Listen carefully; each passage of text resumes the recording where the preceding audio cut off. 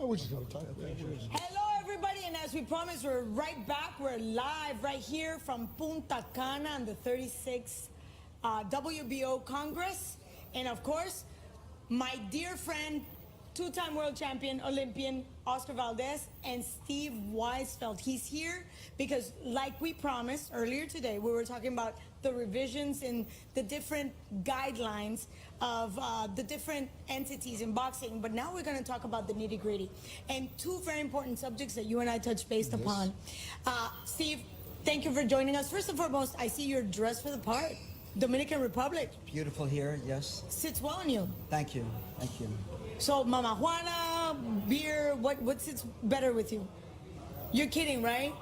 Agua. El agua. Agua. El agua. Okay, well, we'll eventually you'll come down to the dark side. It's all good. It's all Okay. You know, when you're in this culture, you have to embrace it. Are you good with that? Yes, I'm embracing el agua. El agua. Yes. Okay, well, you come all the way from New York and New Jersey, and it's one of the prominent commissions in the U.S. where you know how that goes. Yeah. One commission establishes certain rules, and the rest follows. Exactly. And then New York will be like the mecca of boxing, you know, in my eyes. You know, New York's just so much great boxers in that area. So, who's the man to talk to? Steve. So, and we were just enlightened today. We actually had this conversation. The knockout rule or knockdown rule. Bear with us. For the longest time, we've been scoring 10-8. 10-8. And that's the reason, that's how I've always thought it was. You always learn in boxing because I always thought it was a knockdown, it was automatic at 10-8, and apparently not. So us boxers also get confused with that. So if you could please explain to us how that works, or is it going to change or is it not going to change? I think you're right. I would just use the word almost. It's almost automatically 10-8. Under the new proposed guidelines, which I think are being finalized as we speak, they just have to be given over to the athletes committee. What it's going to say is a knockdown is automatically 10-8 unless the boxer who's knocked down otherwise decisively and dominantly wins the balance of the round and hurts his opponent. So a knockdown is similar to the proverbial home run in baseball. It's a big deal. As they say, it's a gift to the boxing judge because it makes our job easy. But we have to be fair to the boxer. We can't ignore what happens in the other 2 minutes and 40 seconds of the round. But the knockdown is an extremely significant event, and a great majority of the knockdown rounds in the future are going to be scored 10-8. Okay, so hold on a second. Run this by me again. Sure. Just because, as if I was 5 years old. So Oscar and I get into this, you know, toe-to-toe, and I'm hurting Oscar. Okay. Like, I'm dominating the round. You know, ring generalship, assertive aggression, you know, timing. I'm controlling the fight. Are you hurting Oscar? I'm hurting Oscar. Okay. Very good. So damage. Okay. I'm hurting Oscar. And he hits me in the right time, and I go down. How do you score that round? Well, from your scenario, it could be a rare 10-9 for Oscar instead of a 10-8, but you also have to take into account not just the fact that Oscar knocked you down, but when Oscar knocked you down, did he hurt you? So if Oscar hurt you too, I would say we would probably keep it at 10-8. That's the problem with, you know, hypotheticals, because, you know, you describe something and in somebody's mind's eye, it may be viewed one way, somebody might view it another way, but most knockdown rounds, again, are 10-8. But if you have the situation which you were describing, where the fighter who was knocked down otherwise was dominant in the round and hurt their opponent, then it's possible to bring it back to 10-9. Since this is hypothetical, Yeah. Is there a fight before there was a real fight as an example, so people can make it easier to people understand it? Like, I don't know, back in the days of fight or Were any other you fight? looking at some tape? Any fighter out there, to use an example, that was something similar to a case where he was hurting them and then he got sent to a canvas, there would be a 10-9. Well, I don't want to bring up any specific example, only because I don't want to criticize any judges, only because they were doing what was, you know, they thought was right at the time. Okay. But I can tell you that if you look at those tapes, Oscar, from years ago, I could say that a great majority of those rounds today would be scored 10-8. Does that really? answer the question? Okay. Oh, yeah. So I remember clearly, we've seen scenarios where there's a flash knockdown. Right. First 40 seconds of the round. First round of the fight, flash knockdown. The guy gets up, and then he dominates the other 2.5 minutes of the round. That's a 10-8. Okay, I can think of a fight. Mikey Garcia. I was trying to think about a fight. Mikey Garcia, when he fought the Puerto Rican, Oh my gosh. I can't forget the one Loma beat with a knockdown too. I'm gonna have to look it up. Look it up on. Mikey Garcia was winning the whole round. Then he gets hit with a right hand to canvas. So I think that could be an example of a 10-9 if it was the case. I don't remember that particular round. But another thing about knockdowns is, unlike MMA, the boxer is taught to stay on his or her feet, really. So the boxer should be penalized by being knocked down. And if you go through the history of boxing, rounds used to end when there was a knockdown years ago. And furthermore, if you think about it, if you don't knock down your opponent, you could follow up and you could finish your opponent. But the fact that you do knock down your opponent, you're in effect at a disadvantage. Why? Because you really can't follow up on your advantage for 10, 15, sometimes 20 seconds. So, you score a knockdown, you should be rewarded accordingly. So that's the thought process of the ABC guidelines. You're thinking about Juanma Lopez. No, Rocky Martinez. Rocky Martinez. Yeah. So that was a perfect. I think that's one good example of how we can go for a 10-9. But that's a great way to explain it. Also of the reward that you need, but because it's also a disadvantage, you can actually stop the fight with the 10 count or the 8 count by the referee. I just playing devil's advocate. I go down, and then I recover. Because sometimes like a left hook to the liver, and you're just trying to get your legs back, and then I take a couple of rounds off just to make sure that I get my legs back, and then you close the fight strong. How do you reward that? Obviously, you just go round by round then. Well, you have to score, of course, one round at a time, and you can have a fight, say, 100-90, and somebody could say, Weisfeld, what were you watching? It was a close fight. And I would say, yeah, it was a close fight, but it just so happens that Boxer A won every single round by the extreme closest of margins. It might look bad, but you have to be honest to the individual round. It's almost as if you say to yourself, I have to pledge allegiance to the round under the unified rules of boxing, really. Well, I love that. Because if I start thinking about, well, what did I do in the other rounds? Then it's not fair for the other boxers. None of the fighters. No, it's not fair one. for the sport, because in the seminars that we have here at the WBO convention, when I put a round up, nobody's going to say, well, Steve, I want to see the previous round so I could see how to score this round. So it has to be one round at a time. Whoever wins, wins. It's a great way of explaining it. When it comes to the judges' scorecards, that's why a lot of people judge the judges or get mad because of a scorecards. But you're right. It's not just even though it was a close fight, most of the time the fighter wins all the rounds, and that's why they're so far apart. But if you think about it, let's say in a regular scenario, they're just winning the round by 1 point, which is, for all intents and purposes, a very tight fight. I mean, and then at the end, when you add, 10, 8, 10, 12, then obviously it adds up to a big difference. But you're right, we usually just go for the final score, and we're looking at, what the hell were you looking at?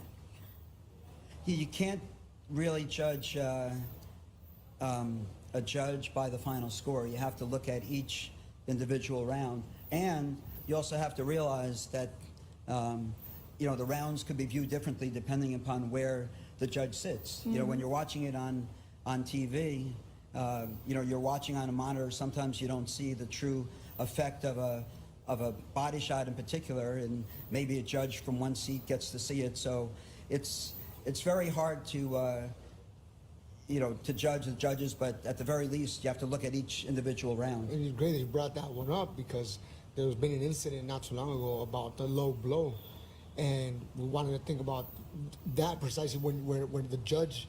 What happens when the referee doesn't see it? It's maybe in a different angle where you get hit on a low blow, and people on TV actually do see it. And what are your thoughts on that? Well, it's good that you brought that up because the ABC is also considering changing the definition of a low blow. For many, many years, they mentioned the navel, and as both of you know, I don't know the last time I saw a navel on any boxer. Really, you can't see the navel on the trunks, you can't see the hip line. So I know the bottom of the waistband is really the top of the hip line. So in general, if the punch is primarily on the belt line, it's a fair blow, and if it's primarily below the belt line, then it's a low blow.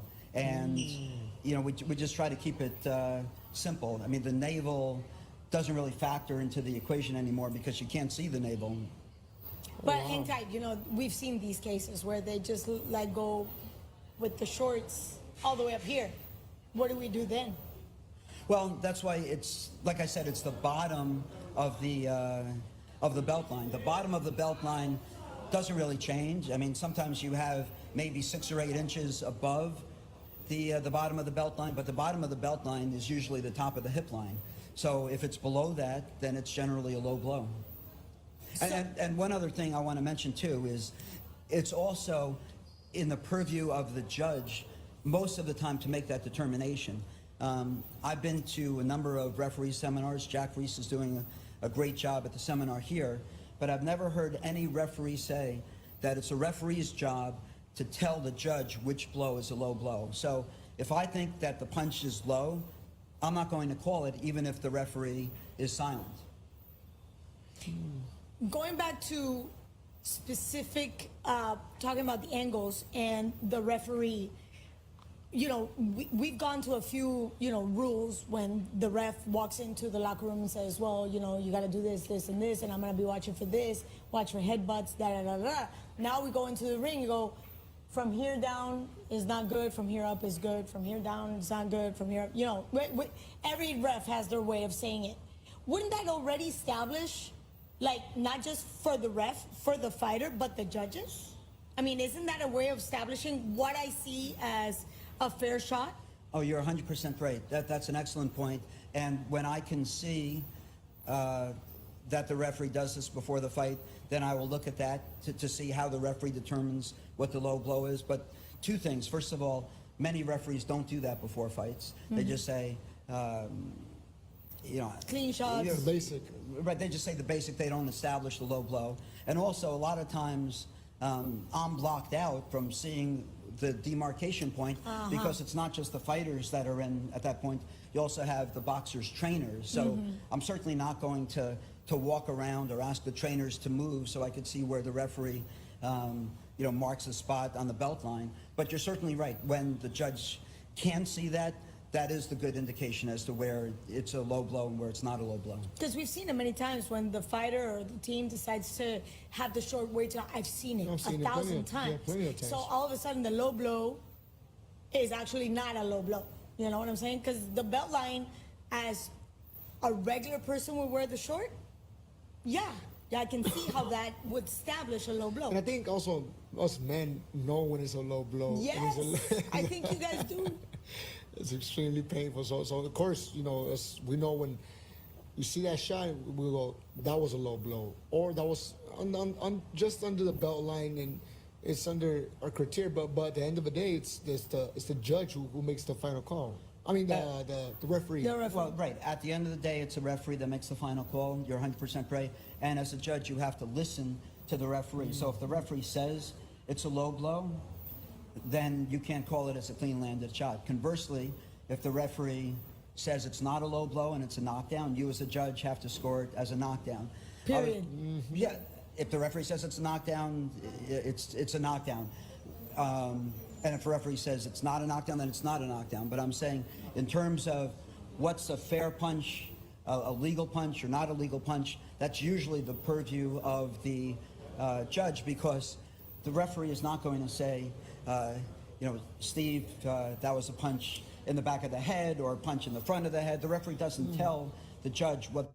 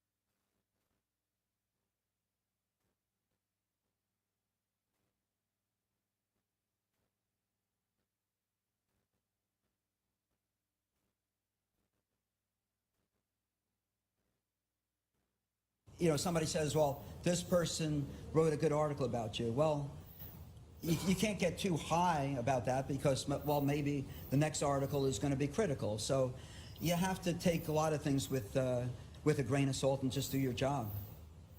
You know, a lot of times I give everybody that's in the ring, judges, referees, we have to understand that they're human just as we are. And in their mind, they're looking after the well-being of fighters.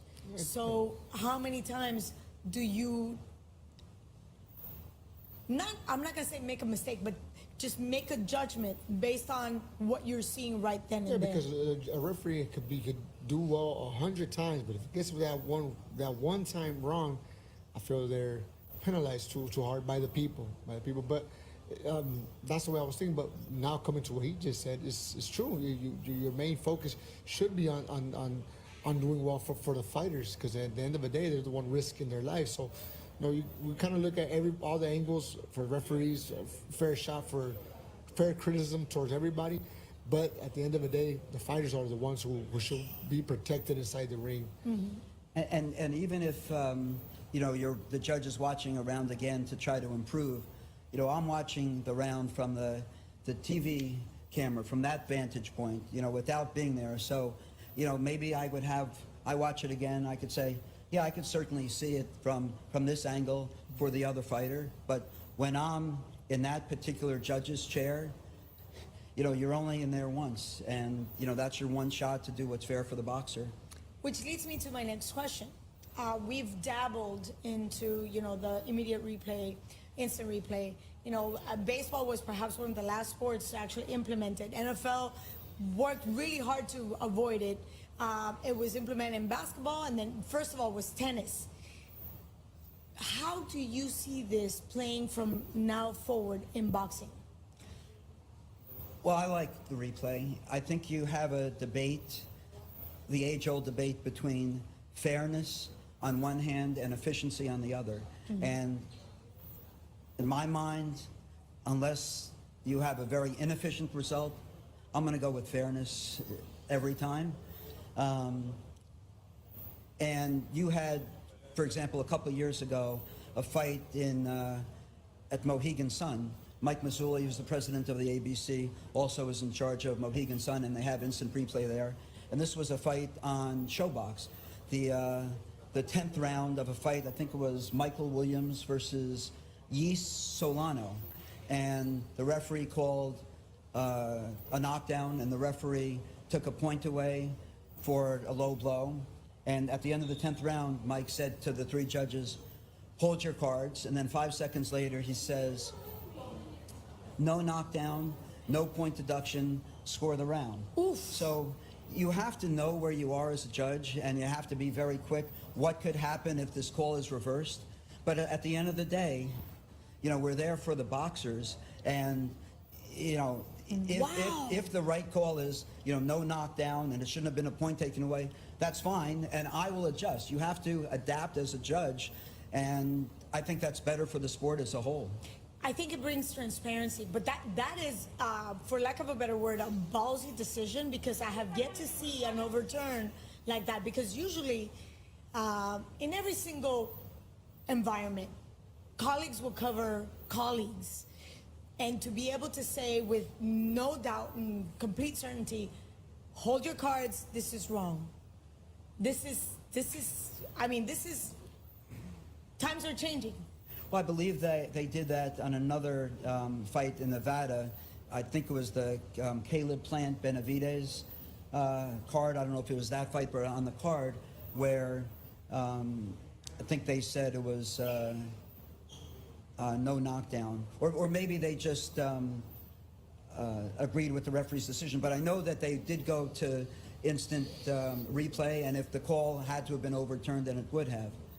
So, you know, like you said with other sports, you know, why not do it with boxers also? I think it's just fair. And it just benefits the fighters. I think it's only fair, and I think Eric, I don't see why anybody wouldn't be on board on this one, because it makes everything fair. It makes everything more transparent, and there will be no debates as far as was it a knockdown, was it not a knockdown, was it a punch, or was it a headbutt, and that makes it fair for the fighter. And I think the key thing is doing it quickly. When the fight's over, and the question is, well, is it was it a legitimate knockdown, or was it a headbutt that caused the bleeding? Well, that's easier because the commission has time to make that decision. But I think you know, you do it quickly during the fight. I think you know, it's a gain for everybody. Mm-hmm. Oh my God, you just took me back. A few years back, Delvin Rodriguez, Dominican fighter, he was fighting John Real Hernandez. That was in Mohegan Sun as well. And there was a knockdown, apparently, and then it was declared a result, XYZ result. But it wasn't until the end of the fight that they reviewed the tape, and they said that was not a knockdown, so the result was reverted. But that was way back when. And of course, zero efficiency. By the time they actually decided the overturn of the result, lights were down, we were there because we were still striking, we were, you know, putting stuff away. And we heard it, and Delvin was part of our team at ESPN. So we were waiting for him to come out of the locker room. But still, it took all that time. Well, a lot of you know, technological changes, so you know, things can happen quicker now. So moving forward, when we're talking about the knockdown rule, the knockout rule, how much longer do you think it's gonna take before it's implemented as an official decision? Well,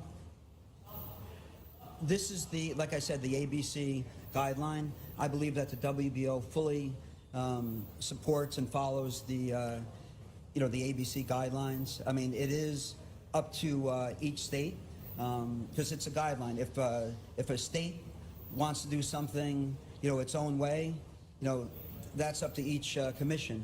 But I believe most commissions will follow the ABC guidelines, and I think they're following the guidelines right now, even though they're not finalized, because you know, that's the way the commissions generally want to do things. I do think that there's a general consensus on that.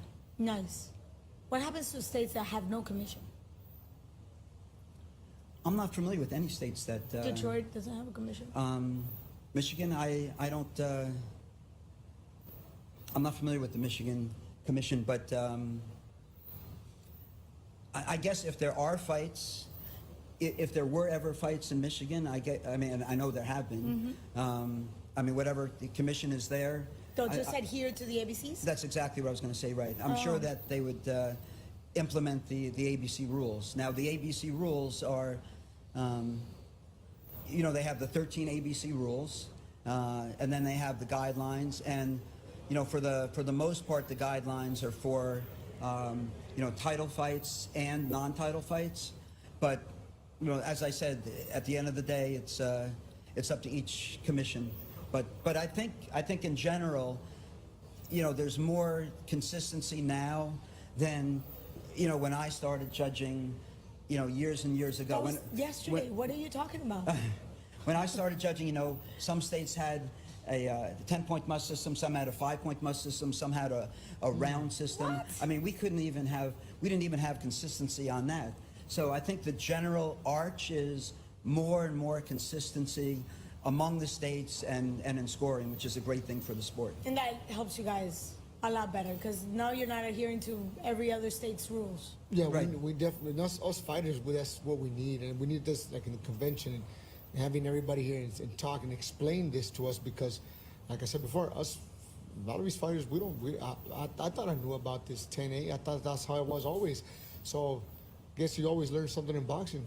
It's always Exactly. something to learn. And that's why we have Steve come on Yes. on board to talk to us on the podcast about all these new revisions of the guidelines. Yeah, and Oscar, you're right. I mean, most of the time it was a 10-8, but I think some of the confusion is, you know, people used to say, well, a knockdown's 1 point, and a knockdown sometimes has the effect of being a point, right? If a boxer's winning around 10-9 and there's a knockdown, chances are it's 10-8.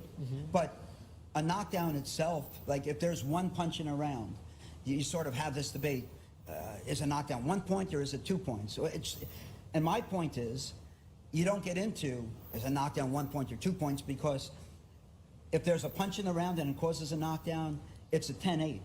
So you don't have these, you know, metaphysical debates or questions as to how many points is a knockdown. You don't look at it that way, and I think that generally confused a lot of people. And if you look at the rule book for a lot of states, states don't say a knockdown's 1 point. Most states believe that if there's one punch in a round and there's a knockdown, and of course there's a knockdown, it's 10-8, period. So And that helps me understand more of a Pacquiao and Juan Manuel Marquez second fight, because it was a lot on the first fight, because it was knockdowns in the first round, but then it was three in one round. and then it was a tough fight during all the rounds. So by this knowledge, it makes it more easier to people understand the scoring system. And that's exactly right. So if you say, you know, a knockdown's 1 point or 2 points, you get confused. If you in general, if you have a knockdown in a round, it's 10-8. If you have two knockdowns in a round, 10-7. it's 10-7. If you have three knockdowns in a round, it's 10-6. You don't get into, well, how many points is a knockdown if there are three? You know, you just, that's the way it is. So it's, as they say, judges are given a gift when we have knockdown rounds, and we shouldn't try to overcomplicate things. I mean, there are exceptions, but we can't look for the, exceptions. I mean, that round, I believe that two of the three judges had that round 10-6, which is how I think it should have been scored. Well, there you go. Here you have it. Steve, always a pleasure to have you. See, it was painless. Are you okay? Thank you, yes. No, thank Elagua. you. Thank you. Thank you for Elagua. Always a pleasure to have you. And of Thank you. course, this is part of the continuing education with both referees, judges, and that's what we're here for, just to make the sport itself easier to appreciate. I appreciate the talk with you, and also giving me the knowledge about all this is going on, and well, thank you for that. Thank you. Are you going to come back? I'd love to, thanks. There you go. Okay. We'll be right back with a lot more from Punta Cana.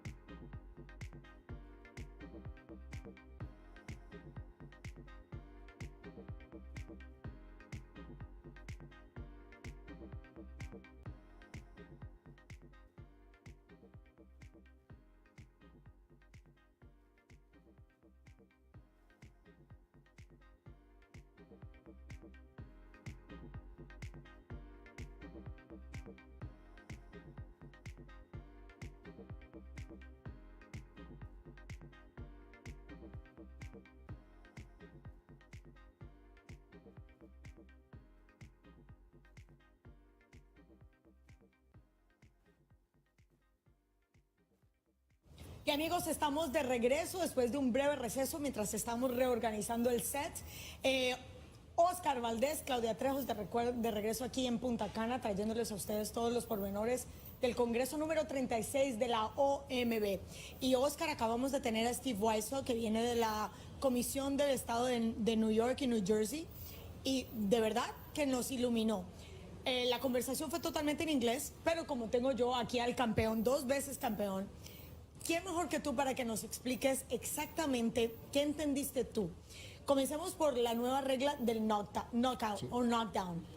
Bueno, la nueva regla del knockdown, y no es nueva regla, es más que nada algo que ya se sabía, pero están haciendo cambios mínimos. Yo siempre tenía entendido que si un boxeador noquea al otro, lo tumba, automáticamente sería un 10-8. No necesariamente, a lo que tengo entendido. Puede ser la excepción que un boxeador esté dominando todo el round, ganando la pelea, y el rival lo conecta con un golpe, y es un golpe donde cae en el instante pero se para rápido. En ese momento se podía más bien calificar como un 10-9, cosa que es algo que no sabía. Entonces este personaje Steve de la Comisión de Nueva York nos explicó muy bien el tema, que ahora automáticamente va a ser, si hay un knockdown, automáticamente es un 10-8. ¿Por qué? Porque se le tiene que dar un reconocimiento al boxeador que mandó a la lona al otro. Porque de alguna manera es cierta desventaja para el boxeador. Porque si tú lastimas a tu peleador y cae la lona o no cae, tú tienes la oportunidad de probablemente acabar con esa pelea, acabándolo fulminantemente por un knockout, por un KO. Entonces, esos 10 segundos o 8 segundos que tiene de descanso, pues le estás quitando la posibilidad al rival. Entonces, de alguna manera tienes que darle el crédito, el punto, se podrá decir, que es donde muchas veces confundimos a la gente. Dice él que por eso, y en mi caso estamos confundidos en el 10-8, que era automáticamente. Yo pensaba igual que tú. No, aparentemente no, hay excepciones que son muy raros, pero pasaba. Ahora la nueva regla es que automáticamente es 10-8. Y esa es, como él fue muy claro en decir, son guías. No son reglas, solo hay 13 reglas que están establecidas por el ABC, American Boxing Commission, y se implementan según los estados. Y esta es una regla que quieren ponerla, pero primero tiene que pasar por una comisión de atletas, que me parece muy sabio porque no es solo la gente acá decidiendo, sino esos que también van a sufrir la regla, que tienen la votación. Sí, al fin de cuentas, el que está arriba del ring es el boxeador. El fin de cuentas, que arriesga la vida, el que se parte el alma es el boxeador. Entonces, de alguna manera, nosotros como boxeadores tenemos que tener una voz y voto en esto. Pero creo que todos estamos de acuerdo con el 10-8, porque es solamente lo justo. Cuando nos explica Steve sobre el reglamento del 10-8 y cómo muchas veces un boxeador, aunque sea una pelea cerrada, toda la pelea, y vemos el puntaje final, dicen, oye, ¿qué es lo que estabas viendo? Si ganaron todos los rounds. Pero muchas veces nosotros, la afición, vemos una pelea más cerrada y nos gusta juiciar de este ganó por 1 punto, este por 2 puntos, sin ver realmente que el boxeador normalmente ganó todos los rounds y se juició, suman los 10-9, 10-8 durante todos los rounds. Por eso es que muchas veces vemos un puntaje mucho mayor a lo que uno piensa que es, porque lo está viendo una pelea más pareja. Y sabes que yo he caído también en esa crítica, digo, pero ¿qué estaban viendo? Pero tienes razón, la pelea pudo haber sido muy cerrada en ese round, y no deja de ser 10-9. Sí, yo me quería acordar de peleas antiguas para poner ejemplos y hacerlo más fácil para el público. Pues, ¿qué te parece Canelo, Gennady Golovkin?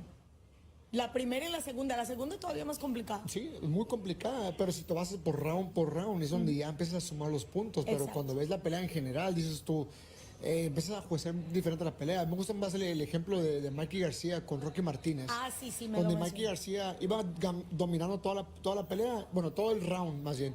Y Rocky Martínez lo manda a la lona con una derecha. Es un flash knockdown, se para otra vez. Ese es el ejemplo que se puede poner cuando un juez da un 10-9.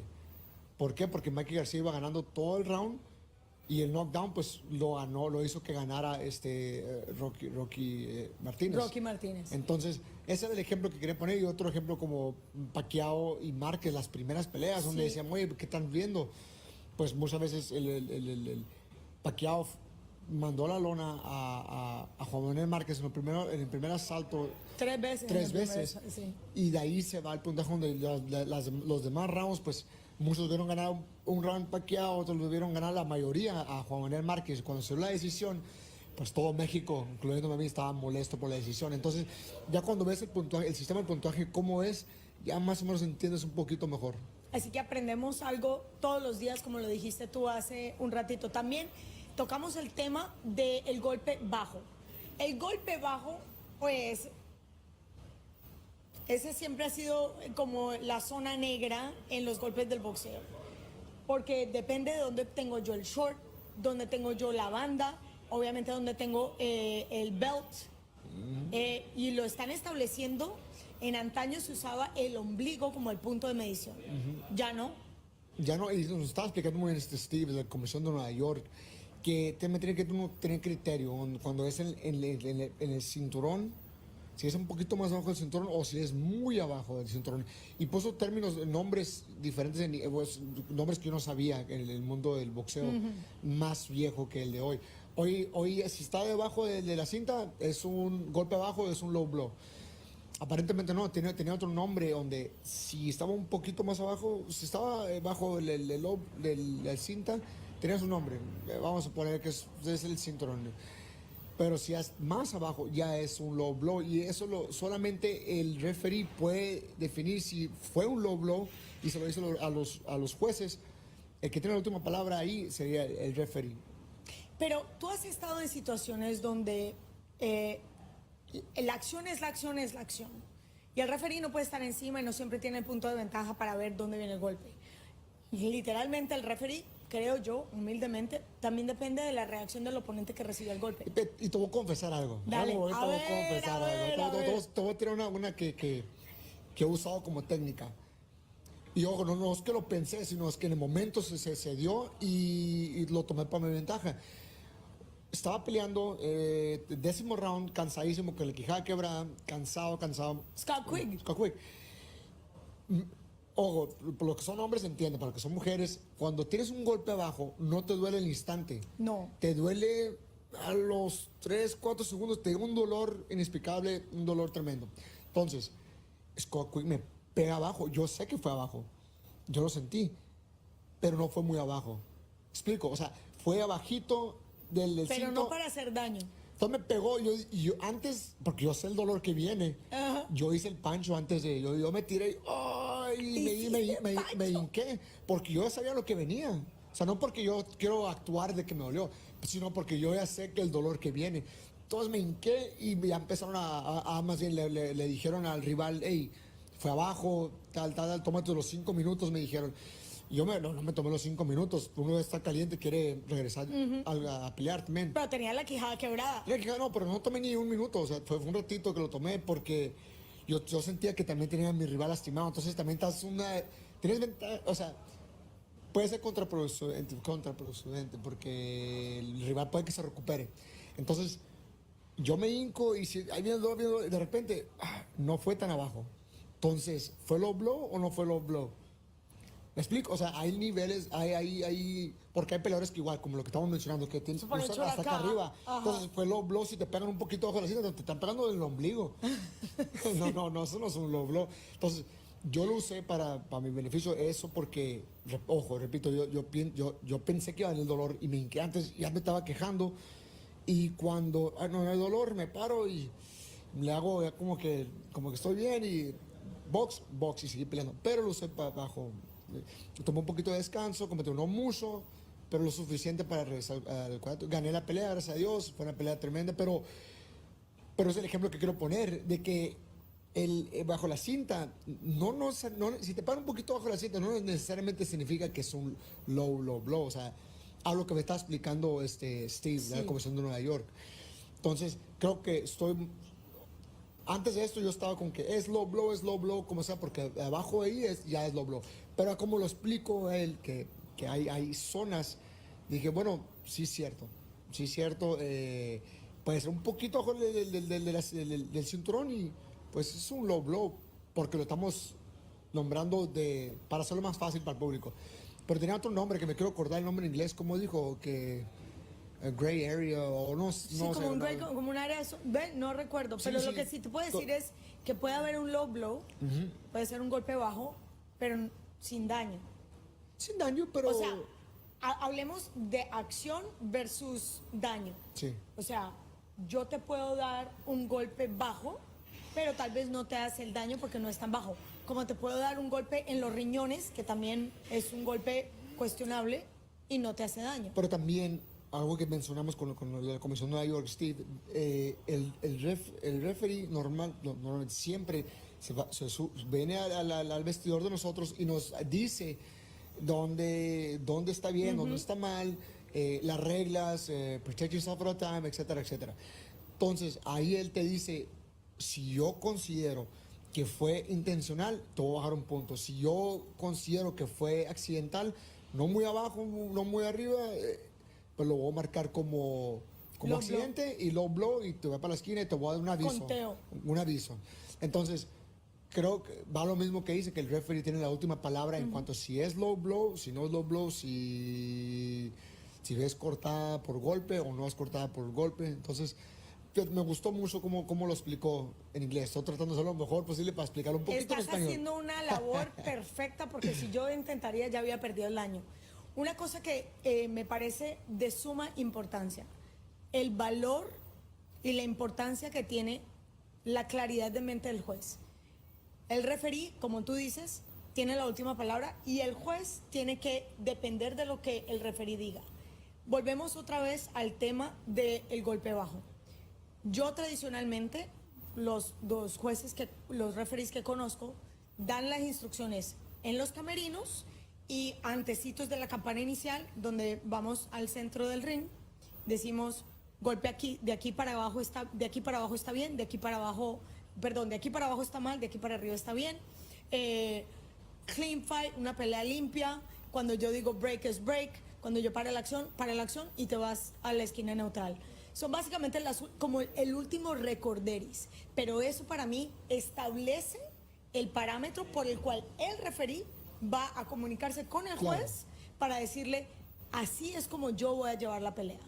Claro, tienes toda la razón ahí y uno ya tiene, cuando el referee te dice eso, ya vas con la mentalidad de dónde, y él siempre te lo dice, up here is too high, up here, te explica antes de, entonces uno va con la mentalidad de eso, pero repito, o sea, si es bajo, y si vamos por las reglas, si fue under the bell line, sea que te dolió o no, también tienes razón, es considerado un low blow, y se debe respetar como el low blow, independientemente si te dolió o no te dolió. Si fue un poquito más arriba, pero fue debajo del cinturón, pues se lo dejamos al criterio del referee. Pero puede ser que sea juzgado como las peleas que hemos visto anteriormente y no hace poco. Entonces, sí es complicado, pero si lo explican ya tienes un conocimiento sobre él. Y es de suma importancia que el referee no pierda el comando de la pelea, que no se le salga de las manos. Y en muchas ocasiones yo puedo ser juez, tú puedes ser juez y tú vas a ser referí y fulanito va a ser referí y vamos a ver las cosas diferentes porque no deja de ser un deporte de apreciación. Y diferentes ángulos también. Estamos hablando de ángulos donde estás de espalda y hay un golpe, probablemente low blow, o hay un golpe donde no vistes que fue efectivo porque estás de espaldas. Entonces, por eso es la razón que hay los jueces que hay. Entonces, es de apreciación, de ángulos. Obviamente lo que se ve en la tele no es lo que se está viendo ahí adentro, es de cerca. Entonces todo eso se tiene que poner en contexto cuando estamos hablando de juecear una pelea. Steve Weisel también nos comentó de la nueva implementación que se está estableciendo más en toda la Unión Americana y en otros países. La repetición inmediata. Para darles un poquito de contexto, esa es obviamente una técnica, una tecnología que se implementó en el tenis hace mucho rato, se implementó en la NFL, en fútbol americano. El béisbol fue uno de los deportes que más renuente fue para la implementación y de los últimos deportes organizados, entre comillas, es el boxeo. Como boxeador, ¿cómo ves tú la implementación de la repetición? A mí me encanta porque es justo. ¿A quién no le gusta lo que sea justo? Si este peleador fue mandado a la lona por un golpe, no tanto porque fue un empujón, pues que se enseñe que fue eso. Y si fue así, que sea lo más justo para los peleadores.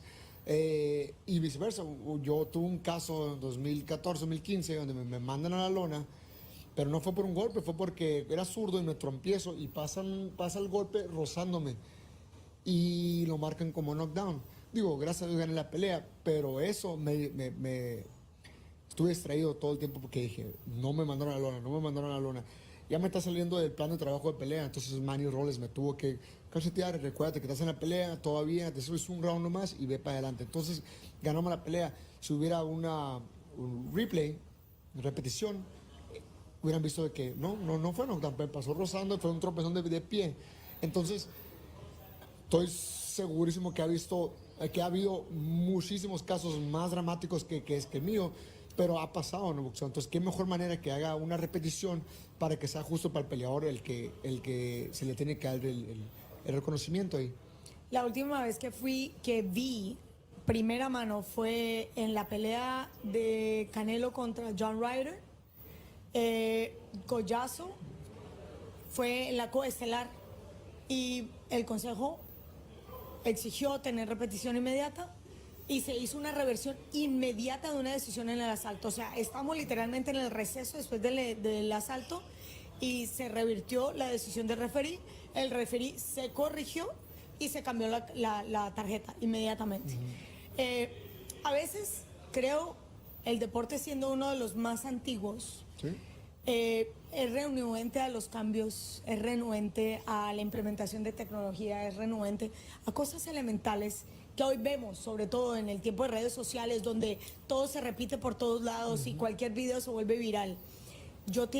Para continuar con la evolución de la sociedad, tiene que implementar la repetición inmediata. Se tiene que, porque va evolucionando el boxeo. No es el mismo boxeador hoy en día que los 70s y que los 60s. Si te das cuenta, va cambiando, hasta la técnica va cambiando. ¿Tú cuándo has visto a un peleador como Vasily Lomachenko en los tiempos de los 80s? No, es nada. un estilo muy diferente. Y poco a poco va evolucionando el boxeo. ¿Y por qué no que evolucione el puntuaje, el sistema de puntuaje o la repetición y etcétera? Entonces, es por el bien del boxeo. Bien lo menciona, el fútbol ha funcionado. El bar. ¿Cuánto ha cambiado el fútbol de NFL? ¿Cuánto ha cambiado? 150%. Muchísimo cómo se jugaba antes. Entonces, siempre y cuando sea por el bienestar del boxeador, sea por el bien de la familia boxística más bien. Entonces, creo que no hay una persona de afuera que no quisiera que se implicara eso. Bueno, y ese fue el resumen de la conversación que tuvimos con Steve Weisfeld. Weisfeld hizo una excelente labor y no lo pudo haber dicho mejor, Oscar, así que gracias. Y a continuación, hablando precisamente del bienestar de los boxeadores, lo que estamos viendo en pantalla en este momento es la corrección metabólica para optimización fisiológica en boxeo. A ver, en realidad es una lectura muy importante donde están hablando del metabolismo y el metabolismo del boxeador en las diferentes etapas de su vida, ¿no? Me pareció muy interesante lo que estaba diciendo en ese momento una experta en el tema, de que no podemos esperar lo mismo de un boxeador de los 20 a los 30, a los 40. Y hoy la longevidad de un boxeador, cuando tenemos boxeadores entrando en los 40 en la perfecta condición física. Hay muchos ejemplos de boxeadores que han hecho eso y creo que, bien lo menciona, los 30 de hoy en día no son los 30 de antes. No. Hay tanta tecnología hoy en día, suplementos, nutrólogos, preparadores físicos, que todo eso aportan al boxeador. Y me pongo como ejemplo, yo boxeo desde que tengo 8 años, ya hace mucho tiempo de boxeo, tengo 32 años, pero yo amo tanto el boxeo que quiero durar hasta los 40 años. ¿Qué es lo que tengo que hacer? Cuidar mi salud. ¿Cómo cuido mi salud? Educándome. ¿De qué mejor manera estar en ese tipo de convenciones que hablen de ese tipo de cosas para ayudar al boxeador a durar más en el boxeo? ¿Quién no quisiera ver a un Julio César Chávez que hubiera querido a sus 40 peleando como lo grande que fue? O sea, hubiera durado más un ídolo mexicano si hubiera tenido la nutrición o el conocimiento que hoy en día se tiene. Es increíble cuando vemos a ejemplos como Bernard Hopkins y George Foreman empujándolo. Y cuando estamos hablando de boxeadores a los 36, 38, todavía con el mismo rendimiento. A ver, recordarán en algún momento cuando ya me voy a remontar aquí en la hora, en el tiempo de la pera, un Carlos Monzón, un Roberto Manos de Piedra Durán, que a los 27, 28 años, el público decía, pero es que ya tiene 1000 batallas, ya, 27, 28 años, 30 años, todavía son muy jóvenes. Pero ojo, en esos casos, ya voy a defender esos tiempos, esos peleaban los mejores contra los mejores. Eso es verdad. Y se desgastaban más. Entonces, hay que reconocer a nuestros ídolos, los que ya pasaron por ese camino, y se le tiene que reconocer que esos peleadores pelearon con los mejores y de los mejores en su momento. Entonces, siempre que veo a una persona como Roberto Durán, como él lo mencionas, es un caso de la cabeza y enseña respeto a la... No que tú no lo hagas, pero es como... ¿Por qué los 27 ya estaban un poquito más acá? Porque Sí. probablemente se enfrentaron a los mejores de los mejores. Oye, yo o a no los sé. 30. ¿Tú has visto a Julio? Julio está en los 61 años.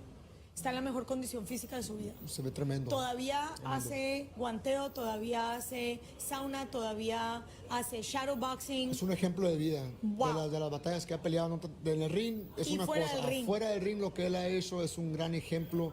Lo que él está haciendo hoy en día. Entonces, reconocimiento al gran ídolo mexicano.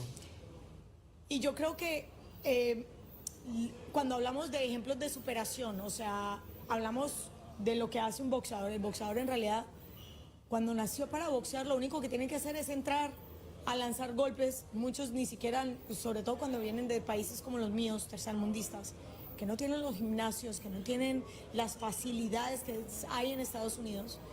Sin embargo, se vuelven campeones muy temprano, con muy poco, y se han machucado a lo largo de su vida.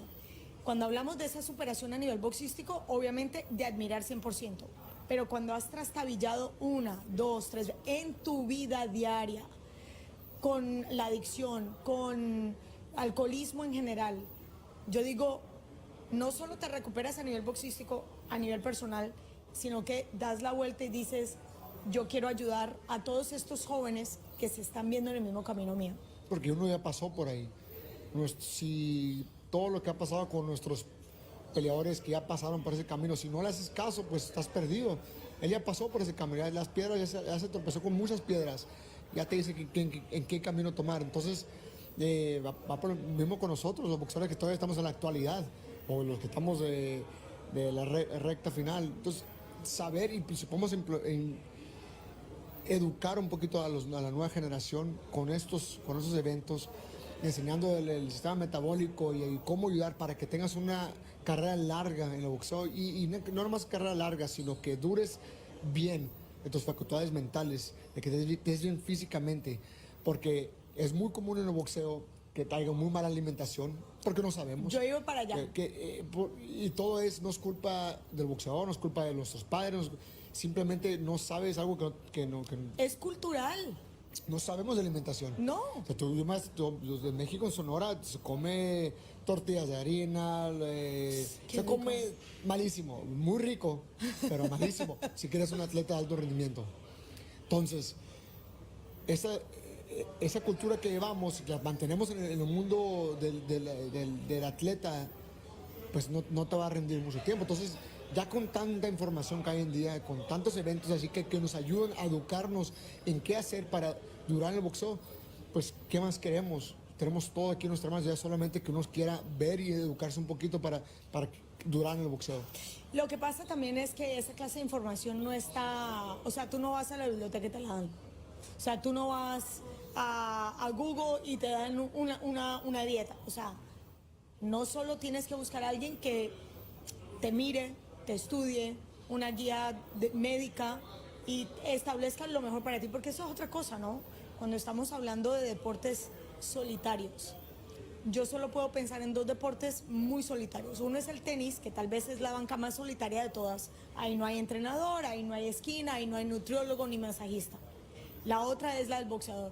Una vez tú estás en el banquillo, la campana suena, tú estás en el centro del ring y no hay nadie más. Y esa es la vida del boxeador. Nadie te puede empujar a ti, sino tú, a seguir tu dieta, tu hidratación. Algo que nadie hablaba. Recordarás la época de un Gary que rehidrataba 40 libras en una noche. Impresionante. Ya eso no se hace. eso ya no es... Ya la gente, cuando digo yo voy a rehidratar 25 o 30 libras, dices, wow, ¿cómo así? Porque ya se sabe el efecto secundario. Sí, hay muchos ejemplos de boxeadores que yo creo que todo en la actualidad pasa. Los weight bullies, peleadores que pueden bajar mucho peso y se suben, se montan tanto. Pero eso ya creo que es para su conveniencia, les ayuda, porque sí ayuda en el boxeo un par de libras de diferencia.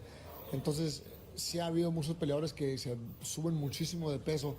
Creo que si lo hacen correcto, está bien, solamente por su salud, no tanto por quién tiene más ventaja, quién tiene desventaja, por el salud del boxeador, porque luego con el tiempo ya empiezas a escuchar boxeadores que tuvieron problemas con la tiroides, que tuvieron problemas con esto, que ahorita ya típicamente ves al boxeador ya mayor, y Los riñones. están acabados. El boxeador lo ves en el pesaje, lo ves físicamente en la mejor forma física de su vida, pero realmente no sabes que estás matando el cuerpo ahí, porque le estás pegando todos los días, le estás pegando durísimo al cuerpo y vas trabajando mucho el hígado, los riñones. Terminamos de pelear y ¿qué hacemos? Vamos y comemos de lo que hemos querido. Entonces el cuerpo está confundido de altas y bajas, bajando de peso, subiendo de peso, bajando de peso. Y muchas veces eso es lo que mata al boxeador, lo que te hace que te desgastes más rápido. El boxeador que siempre se quiere mantener en una división y no quiere subir a otra división porque tiene miedo, porque pues son muchos kilos de ventaja, mejor aquí me quedo. Pero sin saber de que si subes de división te va a ir mejor probablemente. Es muy complicado la cuestión de la salud metabólica y repito, qué mejor manera que alguien te lo explique cómo lo están haciendo hoy en día aquí. Porque yo te puedo decir algo, pero tu cuerpo es diferente al mío, el boxeador que esté viendo eso es total diferente al de nosotros. Entonces, cada quien debe hacer sus propios estudios de su metabólico, de su sistema, y ver qué puedes tomar tú para que te beneficie a ti. Por eso existen las divisiones. Por eso existen las divisiones. Por eso es que es tan importante respetar. Y por eso es tan importante reconocer el valor que trae un Manny Pacquiao, que comenzó en las 118, 122 y terminó peleando en 147, 154. O una Amanda Serrano, que también ya tiene 8 divisiones. Eso, o sea, no quiero decir el abuso, pero el sacrificio que está haciendo en el cuerpo, mis respetos. Un sacrificio, pero sin duda es un abuso. O sea, lo dices tú, no yo. Tenemos que decirlo, es un abuso, y repito, solamente porque yo lo he hecho. Yo me mato para el peso y después la mente es fuerte, la mente te dice, yo quiero comer los tacos, quiero comer la pizza, quiero comer el pozole, el menudo. Y de repente no tienes mucha hambre, pero tú te esfuerzas a comer eso y entonces vas otra vez para arriba. Y luego quieres bajar otra vez, baja los 20 kilos. O 40 libras. Hay peleadores que se suben más todavía. Bueno, sí, a mí me tocó esa pelea de Arturo Gatti, que Gamache, no sé si recuerdas, que obviamente no fue el mejor resultado. Gatti llevó la victoria, pero por eso fue que varias federaciones, varias instituciones han decidido implementar the next day weigh-in o fight day weigh-in, sí. Que no te puedes pasar de 10 libras del peso establecido para la pelea. Sí. Pero ahora, hablando de todo, que yo quisiera en algún momento hablar con más de la gente que la gente está saliendo ahorita de la asamblea. Catch weight. A mí no me gustan los catch weights. Solamente si eres una cara al boxeo. Una persona que todo el mundo te quiere ver y te está pidiendo una pelea, solamente. Un Terry Crawford, yo aceptaría una de Terry Crawford, un Canelo Álvarez, un Floyd Mayweather, un Oscar de la Hoya de sus tiempos. ¿Por qué? Porque pues, una cara al boxeo en su momento. Solamente con ellos lo pueden entender, pero por eso existen los pesos, como ya lo mencionas. Una persona como uno, que vamos aquí, que tenemos un campeonato, que no somos la cara del boxeo, pero estamos adentro del boxeo, no se me hace justo para los demás. Pero cuando eres la cara del boxeo, un Tyson Fury que va a pelear con un peleador que no es boxeador, engano. Entonces ahí no, el peso completo, pero si hubiera un catchweight no me molestaría. ¿Por qué? Porque son los titanes del boxeo, se podrá decir. Entonces, ese es mi punto de vista, no es el tuyo. Probablemente hay miles de opiniones, no probable, hay miles de opiniones. Esa es la mía. Yeah, we moved on from, going through the points that are being revised in the guidelines, the knockdown rule, and the low blow, and we moved on to the different divisions as to why it's very important. So I just caught Oscar against the ropes because, we talk about divisions, we talk about rehydration, we're talking about the importance of maintaining a safe diet, nutrition, but it all boils down to the responsibility of the fighter. And when you have a fighter gaining 25, 30 pounds, you mentioned, it's detrimental to the body of the fighter. It's killing the body. It's killing the body because we get fooled by the eye when we see fighters in the weigh-ins and we look in tremendous shape. But in reality, what we're doing is, of course, we're getting in shape to fight. But for the long term, we're just beating up our bodies.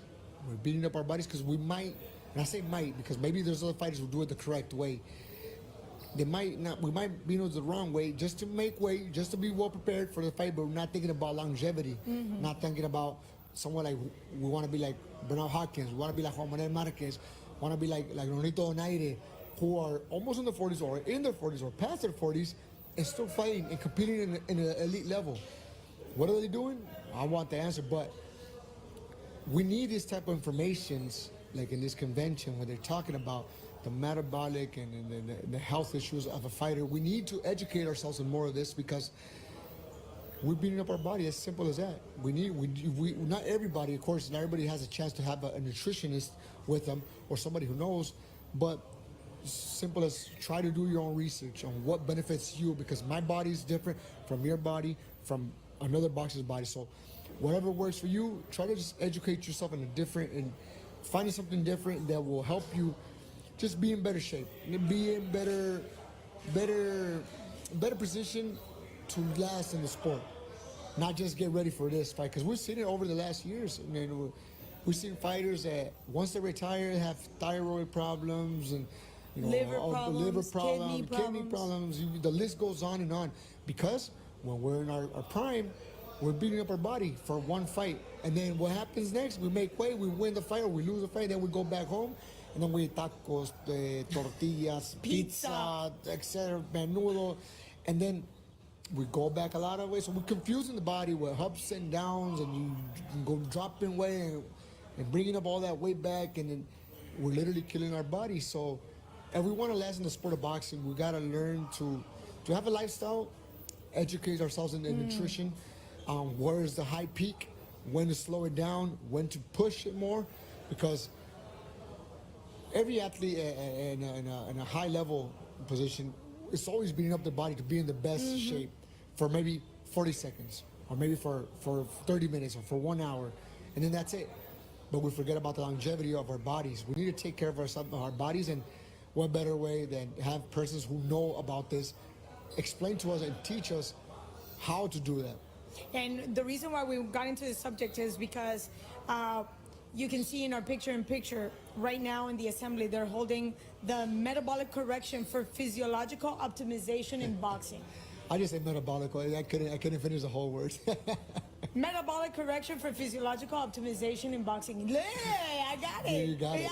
Yeah. And the one thing, as we walked in and we peeked into the conversation, they were talking about the differences in requirements for the body. Or let me rephrase that, what the body requires at different stages in your life. So you're not the same boxer in your teens, in your 20s, in your 30s. And now we have fighters like Rigondeaux, like Juan Manuel Marquez, pushing into their 40s, still being extremely competitive. But then I go back to the days when Gary Ward, Gary Gamache, when they, Arturo Gatti would gain 35, 40 pounds overnight. And he could do that consistently. But eventually, it's not that one fight, it's the many fights that you're doing. What you're doing, you're killing your body slowly. You kill your body slowly. And you said it before, the fighters from back in the days, you see fighters that Roberto Duran, you mentioned Roberto Duran, the fighters in that era, by the time they were in the 27s, 29s, or 30s, they were mentioning that they were done already, that they were old for the sport. You don't see that nowadays. Maybe it's because we got all this technology, and we got the nutrition, we got the strength and conditioning coach that will help us last in boxing. We got the perfect example. Okay, I won't stop thinking about Nonito Donaire. Until this day, he's still friend competes. of the house. Friend of the house. He's a tremendous fighter. How long has he been in the sport, fighting at an elite level? maybe it's a nutritionist, maybe it's the training conditioning coach, are all combined. But back in those days, Roberto Duran, there was mentioning they were a little too old for the sport. But then again, the best fought the best in those days. Yes. So and there were wars. Maybe wars. not maybe. I'm pretty sure that's the thing that cut a toll on them. Yes. The best fought the best. No ducking. No slipping. No TV networks getting in between to stop a fight or promotional companies. So we always gotta show respect to the old days. Roberto Duran, Sugar Ray Leonard, Tommy Hearns, and the greats from that era, because the best fought the best. And for some reason, I feel like it was the weight divisions were more respected. Even though, fighters would gain X amount of... Well, the weight division was a problem back in those days, because you got... It still is. Well, it was more complicated back then, because it was from bantamweight to super featherweight, or, not mistaken, there wasn't no super. So either it was bantamweight, featherweight, lightweight. That there was no 5-pound difference and 2-pound difference. Yeah, it was extremely hard to fighters. That's why you don't see back in the days fighters who were 5-time division world champions or 7 times, because it was very hard for them to if you're a 3-time division champion. Yeah, back in those you days, would go from 120 to 130 to there was 135. there was no super. There was a bantamweight, no super bantamweight. No. There was some bantamweight, some featherweight. So it was a big gap of weight. So it was respected in the eyes, but nowadays it makes it more easier for fighters to make fights happen, because of super bantamweight or the super lightweight or the junior welterweight. There wasn't one of those. There was welterweight, and then there was that's actually you bring up a very good point, because in MMA the divisions are that much wider. And I hate to break it to you guys, but those between 118 and 120, that's a world of difference. It's a big difference. 1 pound makes a difference. Now 2, 3, 4, it's a big difference. It's a big difference of strength. So how much validity do you give to somebody like Manny Pacquiao, who's 8 division champion? Amanda has done it the other way around, from higher divisions to lower divisions, and again, 8 divisions, knowing that it's 3 pounds difference.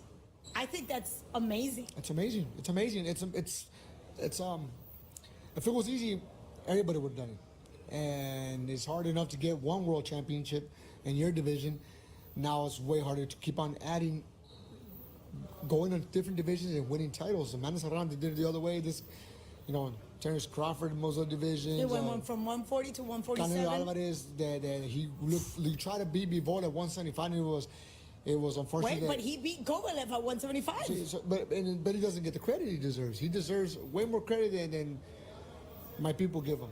And mi raza mexicana, I feel like, should give credit to where credit is earned. And he, looking for greatness, fighting Bivol and Manny Pacquiao and all these fighters that go up the division, they deserve some respect for trying, and even better, for winning those titles.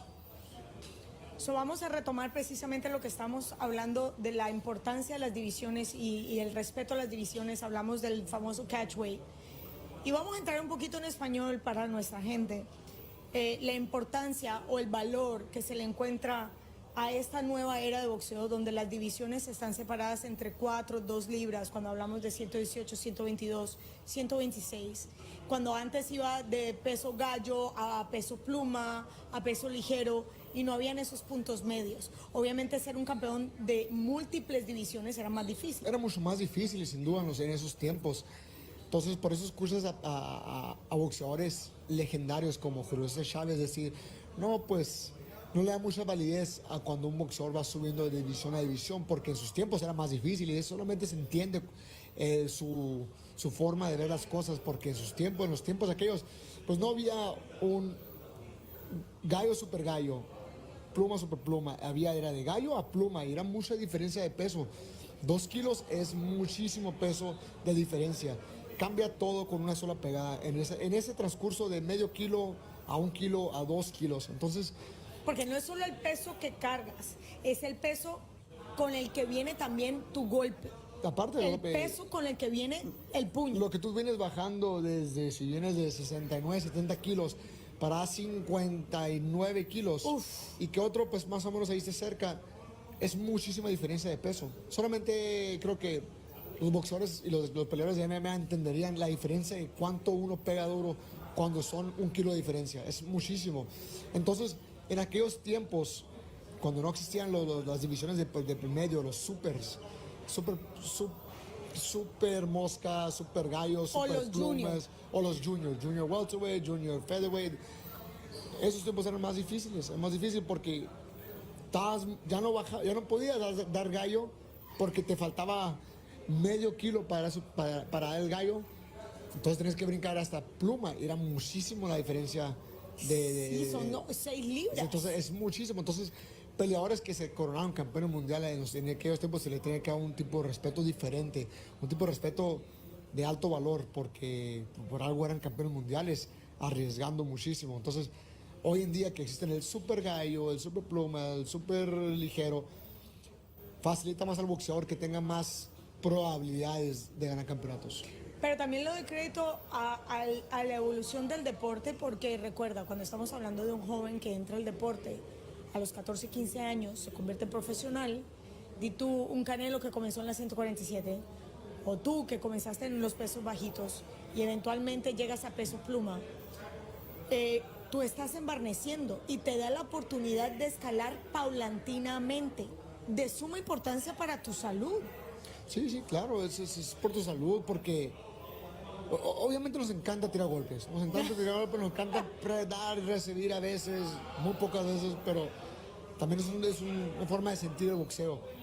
Pero también queremos vivir, queremos tener 60, 70 años, o los años que Dios nos dé, bien, las facultades mentales, que estén bien, que podamos hablar, expresarnos, estar con nuestros hijos, nietos y tener una buena vida. Entonces, para que pase eso, obviamente tenemos que recibir menos golpes, tenemos que saber cuándo retirarnos, saber cómo alimentarnos, saber qué estilo de vida tener para llegar a esa posición. Entonces, todo eso va de la mano de cómo va la evolución del boxeo para el bienestar del boxeador. Todo el sistema del puntuaje, todo el sistema de los referees, todas las comisiones deberían, que sí lo hacen, pero deberían siempre estar enfocados en el boxeador, en la salud del boxeador, porque a fin de cuentas es el que sube al ring a partirse el alma, a arriesgar la vida arriba del ring, pero porque queremos, no porque nadie nos... Exacto, no porque tengamos que hacerlo. En este momento, si alcanzan a oír un poco de ruido, es porque están saliendo de la asamblea y acaba de terminar la capacitación, ¿cómo se llama? Corrección metabólica para optimización fisiológica en boxeo. Solamente tú lo puedes decir. No, yo soy boxeador. Exacto, y no sé si vamos a tener la oportunidad de ser mosca en pared para ver lo que está ocurriendo, porque están haciendo como reenactments, no sé cómo se dice, como simulacros de lo que puede ocurrir en un ring, hablando nuevamente del golpe bajo, de la posición de los referees, de la posición de los jueces. Y vamos a tener una pelea donde vamos a exaltar el talento dominicano. Esto va a ser el miércoles, mañana. Pero no sé si podemos salir. ¿Qué está saliendo en cámara ahora, Ryan? What do we have in the picture-in-picture? No, seguimos.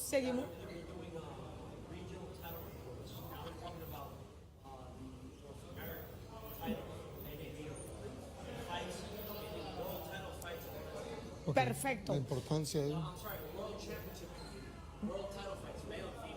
World Championship Committee. Okay, estamos en el Comité de Campeonatos Mundiales. In English, we're having right now the assembly that's covering the World Championship Committee, and that's basically dictating mandatories. No, not mandatory. Just a general overview of how many world title fights, male and female, were conducted. You know what? Why don't we take a quick break and we sit you here for 2 seconds? Dale. So we're going to go for a short break. Vamos para un corte comercial y vamos a traer a nuestro amigo y compañero de la casa del WBO, nada más y nada menos que Gustavo Olivieri. Vamos a una paso, real quick, para poner la silla de la acá.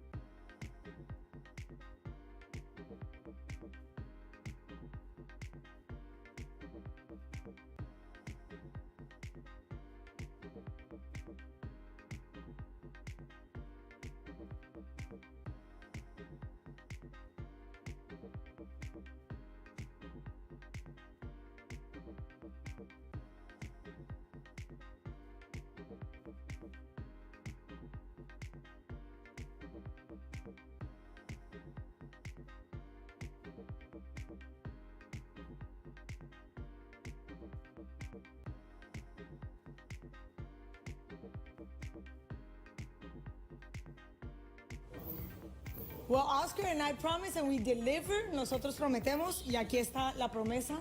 Estamos con Gustavo Olivieri. Gus, tú eres la mano derecha de Paco Valcárcel, definitivamente el artífice de la logística de este trabajo monumental, de lo que es este congreso. Pero la verdad, gracias por una vez tenernos aquí. Estamos eternamente agradecidos por hacernos parte de la familia. No, el placer es mío. Bienvenido, Oscar, campeón. Esta es tu casa. Y Claudia, como siempre, tú eres de la familia, así que estamos sumamente orgullosos de tenerlos aquí. Esta es su casa, la OMB es su casa. Amén. Nosotros teníamos mucha curiosidad porque, primero, este es un mouthful. Corrección metabólica para optimización fisiológica en boxeo. En arroyo de habichuela. En arroyo de habichuela. Dale, En dime. simple terms, lo que estamos Simple tratando, terms, please. Paquito está tratando de buscar la manera de que los boxeadores durante los procesos previos, ¿verdad? Es decir, la preparación previa a un combate, pues, ¿verdad? Se instruyan a través de su entrenador y su equipo de trabajo para que la preparación para esa pelea sea de una manera más responsable y health-wise, más segura. Porque al fin y al cabo eso es lo que procuramos como organismo, de que los peleadores al momento de subirse al ring, como arriesgan su vida, que estén en las mejores condiciones óptimas para su salud y su bienestar. Oscar estaba hablando precisamente de la necesidad de eso. Sí, porque primeramente te quiero agradecer No, el por la placer es invitación mío, aquí y agradecerte por todo eso que estés haciendo porque es por el bienestar del boxeador. Claro. Yo como peleador siempre busco lo mejor para el peleador porque a fin de cuentas uno se que sube al ring y arriesga la vida. Entonces, ese tipo de conversaciones que hagan, que estén hablando de la nutrición, que estén hablando del sistema metabólico, de cómo ayudar al peleador durar en el boxeo, pues es excelente porque uno que ama el boxeo quiere durar, quiere ser un ejemplo como lo es Márquez, Hopkins, Bonito Donaire, que están llegando a sus 40 o pasando los 40 y estar todavía compitiendo a un nivel elite. Claro. Entonces, todo esto obviamente nos ayuda. Me gustaría saber un poquito porque a mí también me llama la atención eso. Quiero aprender de la gente que habla sobre esos temas. Entonces, yo, aparte de que estoy aquí disfrutando todo el evento del OMB, el aniversario, yo quisiera también aprender un poquito de lo que está pasando hoy en día. Claro, de hecho, son ustedes la razón de ser de nosotros, ustedes los campeones como tú, y lo que procuramos es que eventualmente, más allá de su carrera profesional, cuando pasen a otra etapa, sean profesionales tanto dentro y fuera como lo eres tú, Oscar, que para nosotros es un placer que tú estés aquí, y ese es uno de las nuevas visiones que tiene Paco, de tratar de cambiar los métodos tradicionales de entrenamiento a través de especialistas en la salud, la ciencia, metodología avanzada, etcétera, buscar que ustedes al momento de subirse en el ring estén en las mejores condiciones y que a su vez, una vez concluyan, lleguen sanos y salvos a sus hogares. Pues como peleador te tengo que agradecer eso ya para que Paquito Valcázar porque pues están viendo por el bienestar del boxeador. Ha habido tantas tragedias en el mundo del boxeo, pero con ese tipo de programas, con ese tipo de que se unan y estén viendo por el bienestar del boxeador, pues como boxeador solamente me queda más que agradecerte a ti y a todo el OMB por hacer esto por el bienestar del boxeador. Perfecto, no, para nosotros es un placer y seguiremos buscando implementar,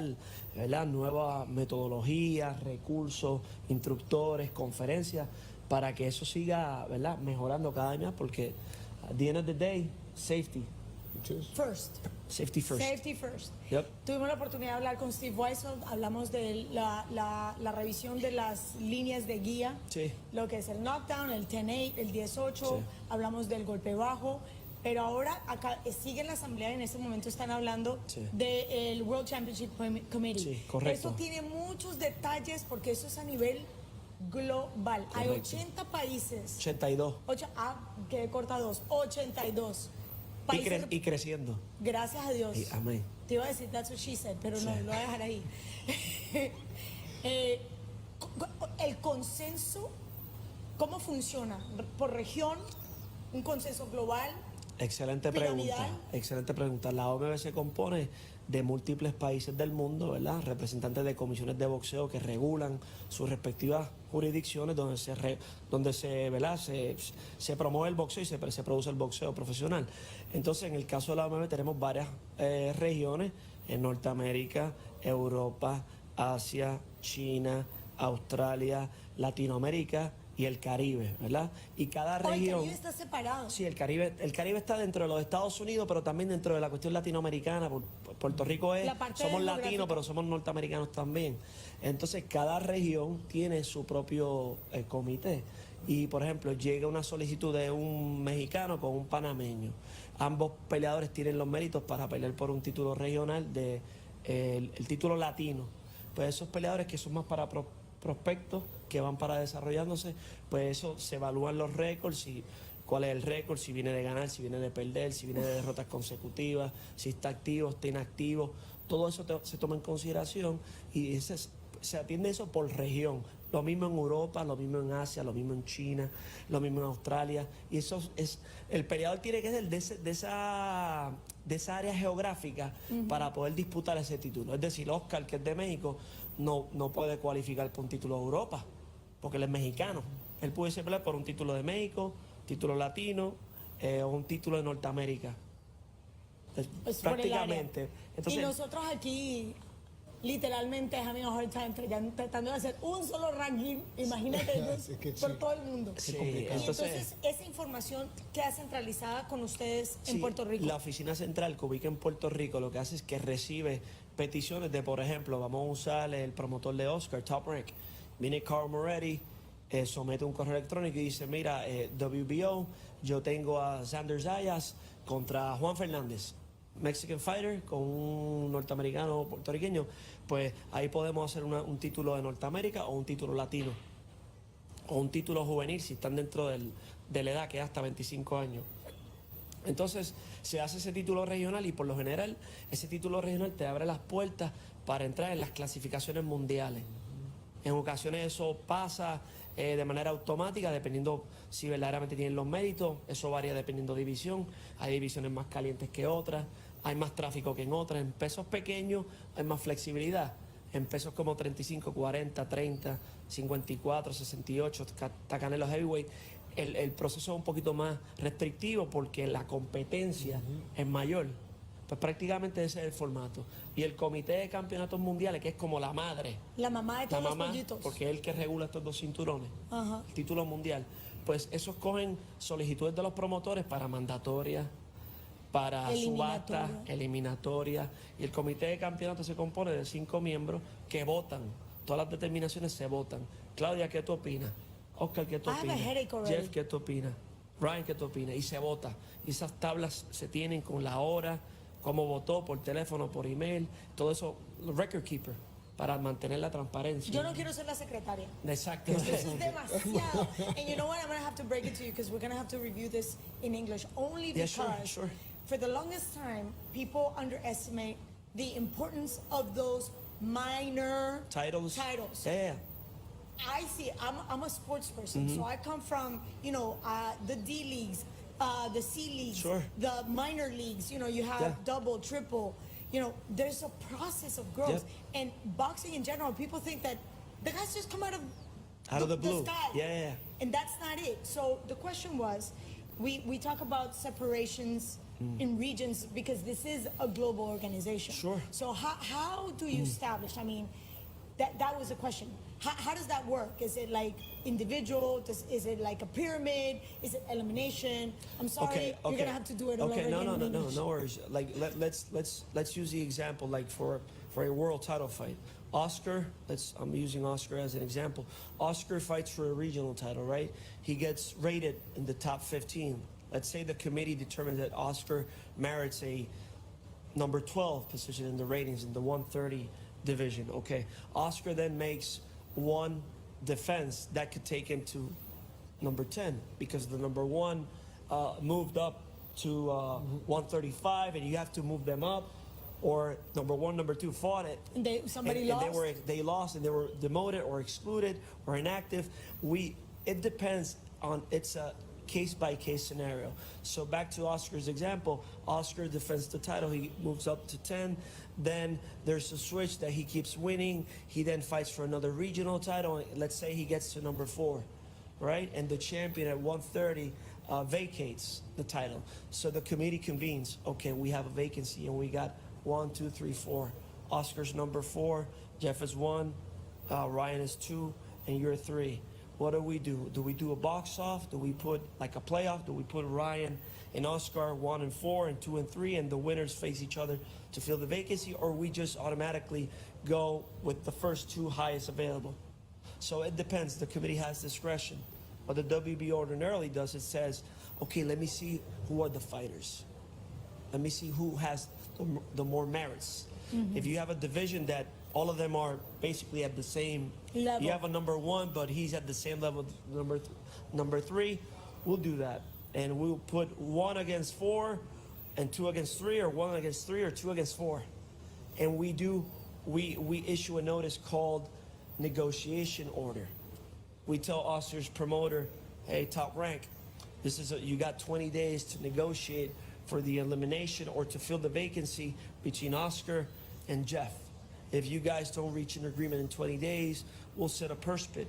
And a purse bid is like a public proceeding ceremony whereby all the licensed WBO promoters can bid to gain the promotional rights to stage the fight. So let's say Oscar is ordered to fight the number 1. Oscar's number 4 fighting number 1. We set a purse bid. They don't reach an agreement. We issue a purse bid hearing schedule. Okay, no agreement in 20 days. We're going to schedule a purse bid in 2 weeks in Puerto Rico. And each party has to bring 2 envelopes with their bid, their paperwork, the fees. We open the envelopes, we record the proceeding, and the highest bidder takes the rights to the fight. Let's say Top Rank bids 200, but Matchroom bids 250. Matchroom takes Oscar's fight with the number 1, and they do the show.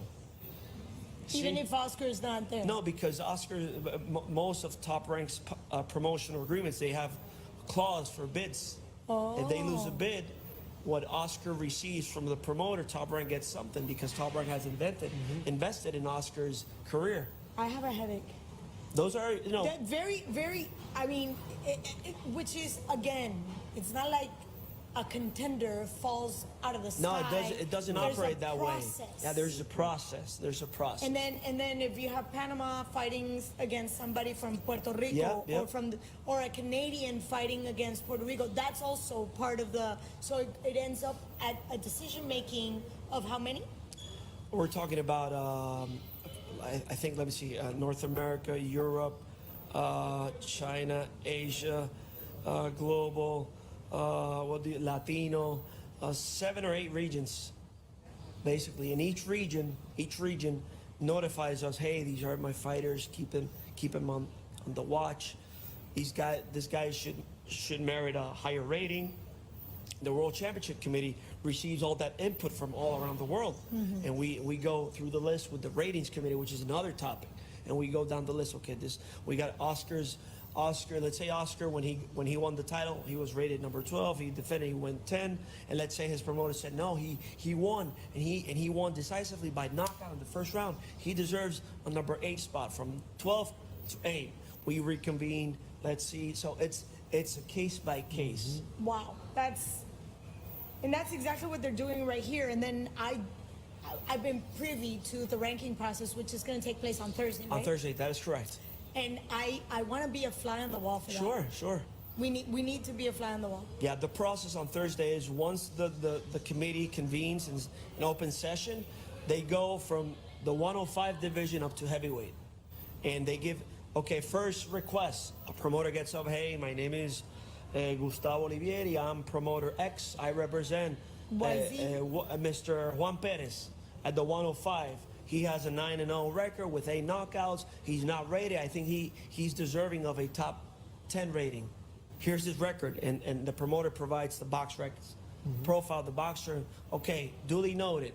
And okay, next, and we go. And after the convention concludes, the committee convenes again and reviews all the requests. And it's a long process because it's 15 fighters times 17 weight divisions. Wow. 200 plus fighters. It's a long day. So it's not 2 + 2 = 4. No. Unfortunately, in boxing. No. I've been meaning to ask you. We've known each other for a long time, but I've never really asked you how you ended up in boxing. Yeah, I did an internship in Georgetown in sports law, entertainment, all that stuff, and the program had different opportunities with professional leagues, soccer, baseball, basketball, minor leagues, but there was nothing related to boxing. So I went to my academic advisor and I told him, hey man, I like boxing, can I do like he said, well, submit me a proposal.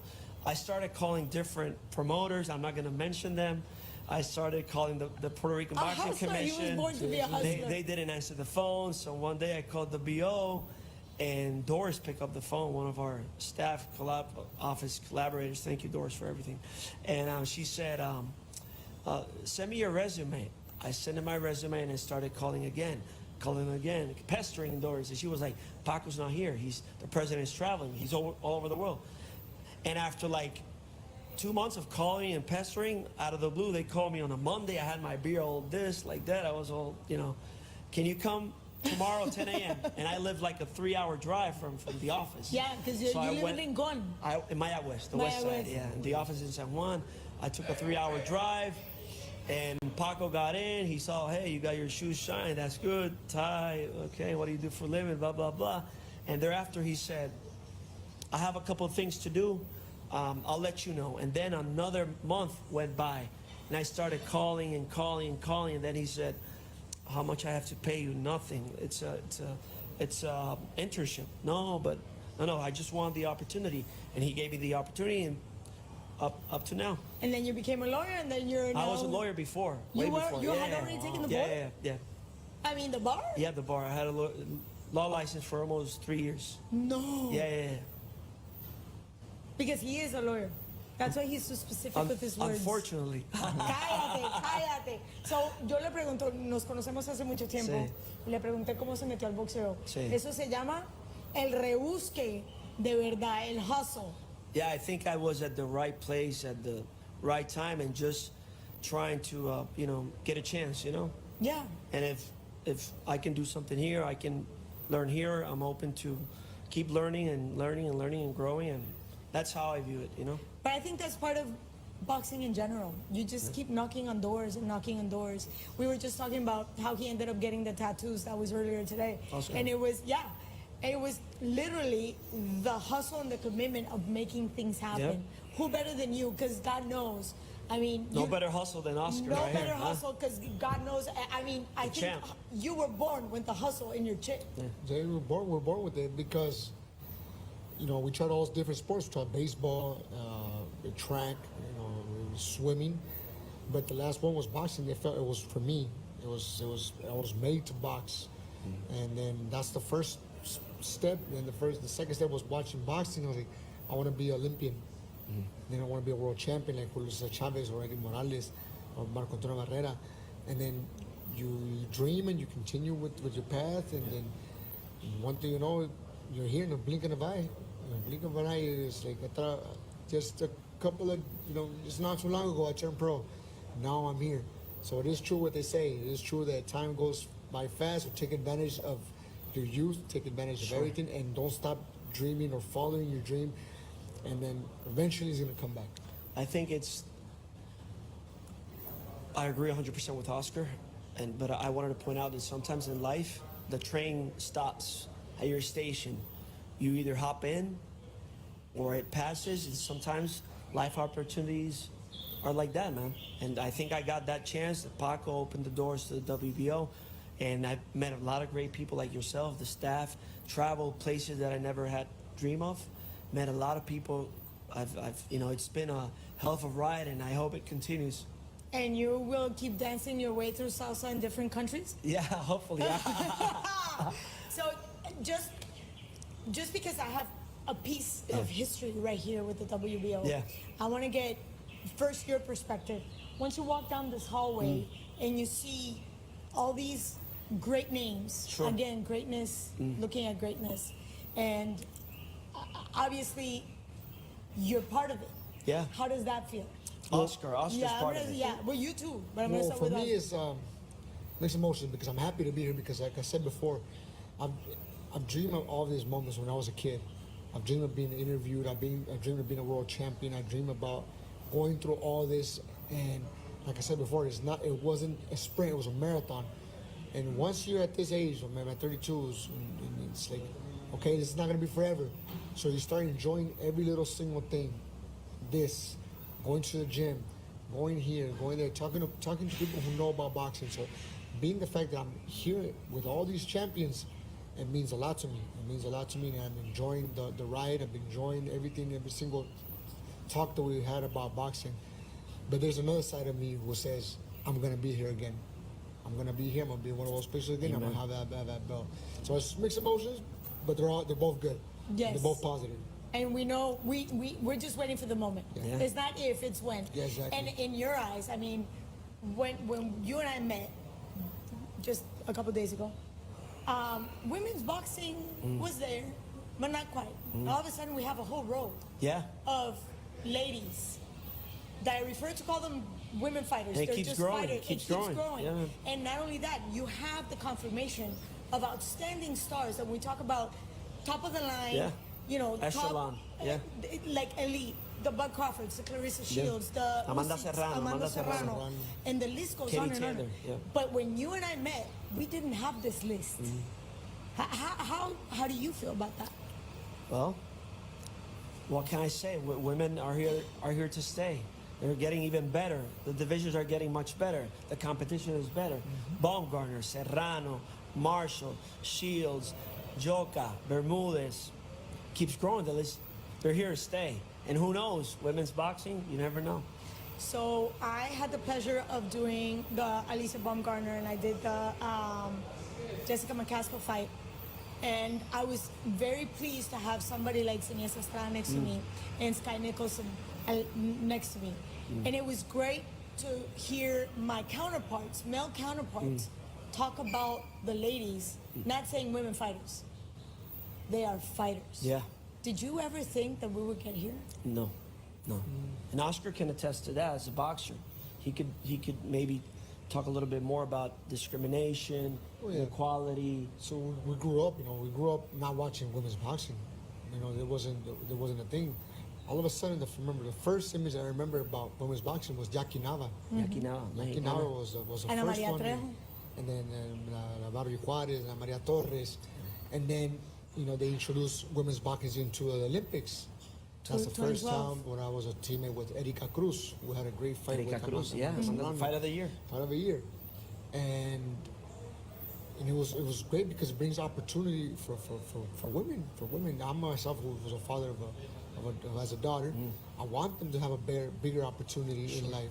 What if she wants to be a boxer? So we can see the world evolving to a better place. To a better place. And we're Absolutely. seeing champions, women's champion, women's boxing in the Olympics. This is always great, and now we're seeing the evolution of even boxers. Not to talk bad about all the boxers, but you can see the evolution of women's boxing even improving. Yeah. Fighting some better than men. You got Clarissa Shields, that's amazing boxing skills. Amanda Serrano and Baumgartner. They got the amazing skills. You didn't see that back in the day. Yeah. So everything's evolving. It's thanks to all these organizations that are giving opportunities for the women to continue growing. And it just motivates the new generation. I go back home to Nogales, Sonora, Hermosillo, Sonora, and I see young generations. Just how I used to see nothing but little kids boxing. Yeah. Now you see a lot of little girls boxing. And it brings opportunities because, at least in my case, I think boxing definitely saved my life. And I'm sure boxing will save a lot of women's life in their case as well. Amen. Amen to that. Well, I know you're busy. We just gave you a little bit of a hard time, but it's pleasure. always a pleasure No, to my have you. pleasure's all mine. So now I'm going to put a little pressure on you because I want Paco to come down and visit us. I know absolutely. we got to pull him by whatever hair he I has told left. him, hey, Claudia wants you. Claudia wants you at least 5 minutes. 5 minutes. That's all he's going to give me? He's got a little bit more. Once he sits here, you got him like 15 minutes. Vale, Okay. vale. So we're going to go for a Placer. short break. Thank you. Gus. Oscar, un placer, Un placer. campeón. Muchas No, el gracias. gusto Placer es mío. nuestro, Gus, No, como thank you, siempre. thank you. Gracias. It's a pleasure. Quiero más de la aclaración de los rankings. Sí, We'll talk more about perfecto. it on Thursday. Tonight, 7 p.m., mariachi night, and also Dominican Bachata? surprise. How's your bachata? A little bit. And we have a special recognition for Clarissa Shields. She's in the building. So at 7 p.m. at the convention center in front of the Barra Way. Okay. I'll see you guys there, okay? Absolutamente. Thank you. Take care, guys. Yes. We'll be right back. Thank you, Ya está. Gus. Perfecto.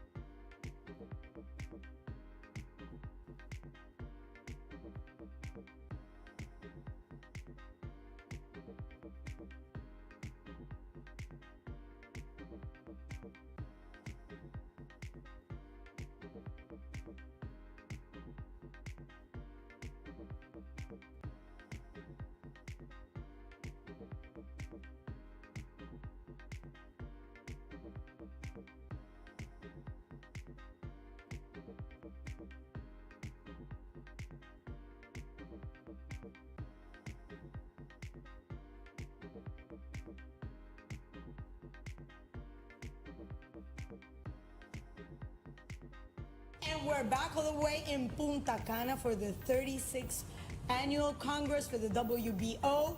And obviously the festivities started early on Monday. You cannot miss this great celebration. Started all in the golf course. Aquí nosotros seguimos en Punta Cana celebrando este Congreso número 36 de la OMB y las celebraciones comenzaron tempranito el lunes en la mañana. No se pueden perder cómo comenzó todo en el golf course.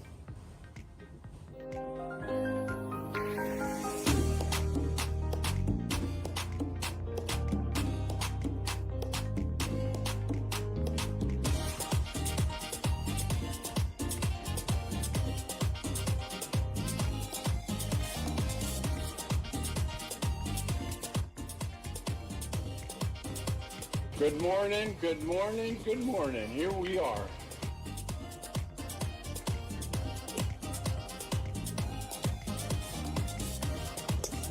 Nice ball, nice ball. Yeah.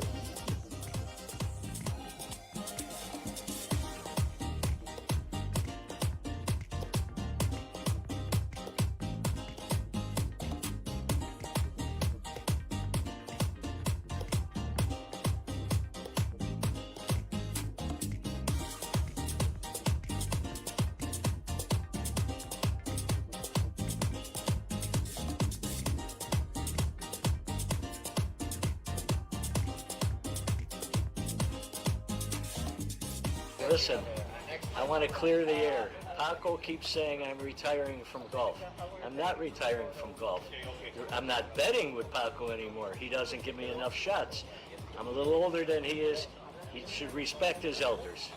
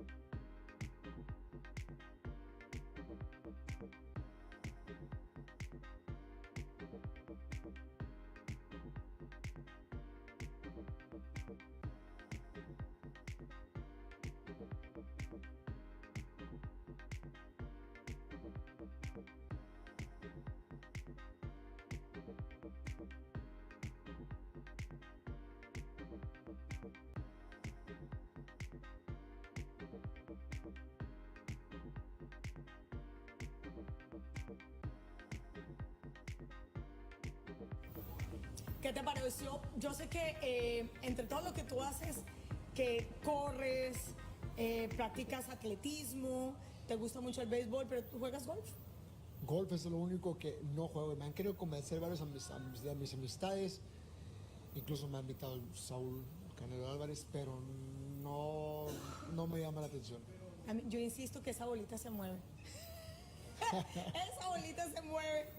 Digo, la bolita del golf, no sean mal pensados, por favor, por favor.